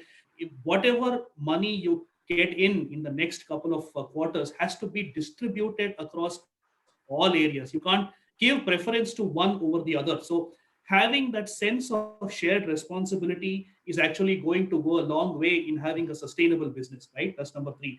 The last one is changing customer behavior. You spoke about how your staff members are coming up with digital initiatives and how the customer behavior is changing. So very clearly, I think these are 4 points that are very relevant and important from a distributor's perspective. Not only that, but is applicable to down the value chain as well, to retailers, to smaller retailers, and so on and so forth. So I think very, very well captured points, sir. Thank you. Rangar sir, Ramashankar, your thoughts, do we still have time for Q&A? Yeah. So, Kaushik, there are a lot of people who are now worried about their questions. First of all, thanks a lot. There was huge number of questions. In hundreds, we have got questions while registering. We tried in the presentation of Kaushik and Anuj to cover most of it. Yeah. But still, there are a lot of left, and I see in the Q&A a lot of things are coming up. I will quickly. Can you give me a screen, Kaushik? You can take control of the screen. Okay, I will just, one thing which I clearly saw, and you can see on my screen, is the biggest thing what I see after the lockdown is how do we bring the partnership of equal. This is what Guru also hinted, that rather than looking somebody smaller than us and looking at somebody bigger than us, there's nothing called principal and dealership. Those days are gone. We all are different businesses. Companies are one business, you are one business, and both are complementary to each other. Now that understanding of complementary has to happen. Nobody is too big to fail in this time. Companies will fail, I'm telling you, if you don't respect all the stakeholders properly. We have to pay salaries to our employee, we have to pay payments to the supplier, we have to talk to supplier. And why suppliers need not to consider supporting their distributor channels? They will. I know many of them, since being in the committee, I know most of them values their channel partners very high. Very, very high. And when you talk to them regarding, for example, TOD topic, a lot of questions came around it. I'm very sure if you talk to them like left pocket, right pocket, one will win, one will lose, it will not get sorted out. But if you talk to them, we are together in it, it will be solved. Because the only relationship which will last in the pandemic kind of situation is where we are taking care of win-win. The moment you sacrifice and let the company win, or let the employee win, or let the retailer win, you will lose finally. Or the other way around, that lose them and I win will not work. I think very relevant in this time that we have to build, if COVID-19 is today on our memory, it will go away in months to come. But what will remain is the trust and partnership approach. So this leadership, I appeal to all of you, including myself, that this is the time to show that, and we have to lead it by acting on it, not only by speaking on it. So trust and partnership will be the biggest thing. I think the aftermarket needs it. We are very poor in that, to tell you very frankly, as of now, because to collaborate data for tech DAC, to come together as a directory, People feel mera data, uska data. This is a digital world. You know, whatever we are talking on Zoom now is public data. It's going, it's live on YouTube. Yeah. Guru was telling कि मैं बोलूं ना बोलूं, बोलना है गुरुजी. We have to be frank. अब कब? जब finish हो जाएगा aftermarket. We all have been suffering in aftermarket. We need respect for aftermarket. We need aftermarket to rise. We need technicians to be trained. We need them to speak up. So the time has come. Whatever small asset we have in terms of data, we need to share it. We need to let the whole aftermarket use those data. We need government to give us the data, whether it is Vahan data, whether it is updated Vahan data. Why government is asking crores and crores of rupees for that? Probably because we are also not ready to share. We don't even have a single directory for mechanics, retailer, distributor in our country. We have to build it. So I think my request will be, looking at all the questions, that if we have to think, let's start thinking about the COVID-19 free space, whether today or tomorrow, and let's build a trust and partnership. There are countries which is ahead on the curve. Very positive slide you can see here. That many of your questions, क्या होगा? Boss, वही जो आप देख रहे हैं, हम लोग पार्ट ऑफ द स्टोरी हैं, कहीं और कहानी नहीं हो रही है, हमारे बीच में हो रही है. यू नो, मेरे दीवार से लगे सोसाइटी को सील कर दिया गया है क्योंकि वहां निजामुद्दीन के कारण कुछ लोग आ गए. That's a Muslim society and we have many people there. But then I am fine because they are taking most care of that society. सब कुछ अच्छे से हो रहा है. Administration is very strict. Now our role comes. Today government has allowed all the freelancer mechanic. The roadside mechanics are allowed. Are you calling them? Are you telling them, boss, you can go on the societies and repair something? You know, there's an unfortunate thing happened just few days back in Delhi, in Malviya Nagar. एक doctor का accident हो गया केवल इस कारण से कि उसके कार को ठीक करने के लिए जो रिपेयरर चाहिए था वो नहीं था. तो वो अपने बेटे का साइकिल लेके गया, और दिल्ली में साइकिल चलाना आसान नहीं है. Somebody crushed him. And you read this story, so painful story, that we are part of an essential commodity. You know, in US, it is declared as essential. If police van has to work, ambulance has to work, some mechanic has to work. So we have to take respect in our work. We have to be together, and we have to be very positive. Look at China is already back. My friend from China sends me many pictures. One of the pictures he sends me is this. It's life as usual with a lot of precautions. This is what picture he has sent me. Personal picture, not this is not something which is censored. This app there is working very fine, red, yellow, green. And we have a possibility with our app, Arogya Setu. Why not we apply that app and start working? The vehicle production in China has picked up. This is very latest data I'm showing you. From 96% down to 24% down only.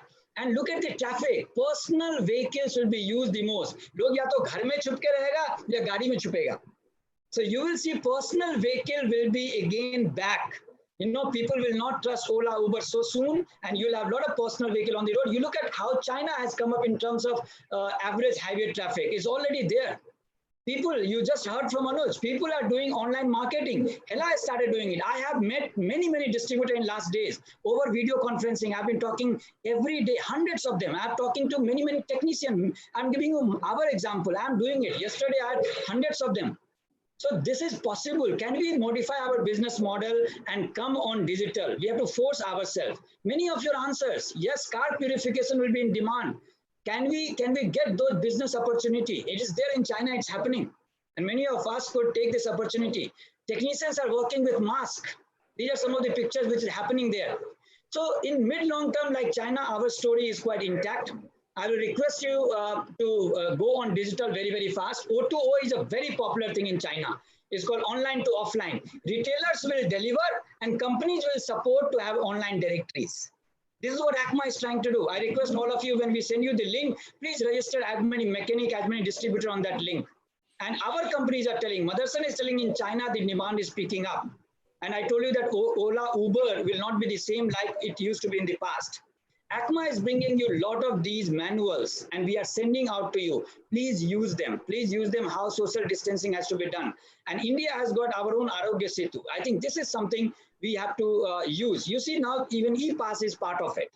So this will be our day-to-day use. And our whatever 100,000 crore, let's go back to our positive memories of Auto Mechanica, of Auto Expo. Guys, we have been together in it. And since we have been together, many of your questions about uncertainty, I'm answering with your pictures that we are together. I'm talking to most of my colleagues in ACMA many times. So please don't, overestimate the current problems, chota. And don't underestimate the long-term things which is going to happen. Market is going to change. I request all of you to train yourself as much as possible in this time, read as much as possible, accept the feedback what Guru has given to all of you like a guru, and let's do it. Let's not make it कि अभी webinar खत्म हो गया और नहीं करेंगे. हमें करना पड़ेगा. Aftermarket is going to be different. You have seen it at ACMA. You know, we have to change this whole ratio. What Kaushik you prepared. We are losing out in passenger car. OES is really gaining ground. And we are close to customer. Now is the time to go doorstep. OEMs may not be able to go that doorstep. We can do it. Our distribution can then fall back and manage it. So I guess many of your questions I tried to answer you in this, that we'll be back. ACMA also will be back. We'll prepare as much as possible support to you. More conferences will happen through digital media. We will support the trade association, technicians, workshop, retailers, and distributors like we have been doing in Safer Drive. We will continue to again be in the market together, not like this, but with social distancing. All these pictures are what we have been doing in ACMA, will continue to do. Even for the consumer, we'll continue our digital marketing. We're coming up strongly for the genuine spare parts. We'll use the opportunity for distancing to China and produce more in India. India has a chance now, and our government is supporting us in that. We will continue to do the standard has come now in aftermarket. Let's celebrate that standard and use it for our advantage or benefit. We will continue to have a lot of these conferences again back, a lot of trainings back, and please use a lot of certification for a better garage system. I think this is the time to happen. So with this, I thank all of you personally for all your questions, and I request Mr. Rangar to also overall, just give a reflection and a conclusive remarks, because it's very difficult on Zoom to take every question. We try to take as many questions as possible. If you still feel, I've seen many of the Q&A, you still feel that something is not answered, I'm available. You can come to Niladriji on ACMA. You can join me on LinkedIn, wherever. We are all digitally available. Please ask. We are not going to end the webinar here. It is just the start. We'll have more and more webinars coming up, and the dialogue is also not ending. Thanks a lot. Thank you very much, Ramashankar. Your enthusiasm is so infectious. It's very difficult to follow it with anything else. Friends, I have the pleasant duty of proposing a formal vote of thanks. First of all, I'd like to thank Ramashankar for conceiving this webinar. We had a meeting a very few days back when we talked about it, and I would like to thank Kaushik for putting it together. To Savant, Anuj, for an excellent presentation. I think the points you made, right from whether it was the oil prices or the time it's going to take for the OE market to come back and the passenger sales and other vehicle sales to come back to normal is a matter of concern. But what was very heartening from Kaushik's presentation was that we can see a bounce back in the aftermarket by 2022. No doubt, there will be changes in how we work. The new normal is going to be what it is. Digitization, whether it is in the front end, our selling, or how we do things back in our offices, everything is going to change. And we have learned work from home. We are having these webinars. We have such a fantastic attendance here, which we've never had at any seminar which we have organized, in a hotel or something like that. So perhaps maybe this is the way we are going forward, and we can reach larger audiences, and we can reach the audience right across the country. Whereas earlier it was limited to the cities or the proximity to wherever the functions or seminars were organized. Markets have changed. We have to change with them. And I think the points put together today at this webinar, if we can, sorry about that, if we can take a cue from those, I think we will be well on our way to encashing the opportunities that come. I must thank Mr. Guru for a very on-the-ground analysis of the realities that everybody faces. I think the points made by him, when you combine them with what Ramashankar said, the trust and collaboration, he gave the distributor's perspective. We had a lot of people present here, us suppliers to distributors. All it says is that we need to work together in this environment. There are realities which Mr. Guru pointed out in terms of how they have to share the pie. At the same time, the suppliers need to understand also the compulsions of the distributors. Like we have approached the OEMs, for help. Similarly, we need to approach we need to work with our distributors, because everybody's health has to be respected at this time. And unless we have a collaborative approach, we will lead ourselves into disaster. There are ACMA, as Ramashankar has also said, ACMA is proposing various webinars. These will be for mechanics and technicians, digital initiatives on how to secure businesses with social distancing, distributors' roles and concerns post-COVID-19, and of course, the changing face of the automotive aftermarket post-COVID. I would also like to thank Amit, Niladri, and Vikram, without whose help and initiative this webinar could not have been organized. And I wish you all a very good day, and please stay safe and stay healthy and maintain social distancing and stay at home. Thank you very much. Thank you very much. Thank you. Thanks, Kaushik. Thanks, everybody. Guys, look forward again to meet you. Bye-bye. Thanks. Bye-bye. Thanks, everyone. God bless you all. Bye.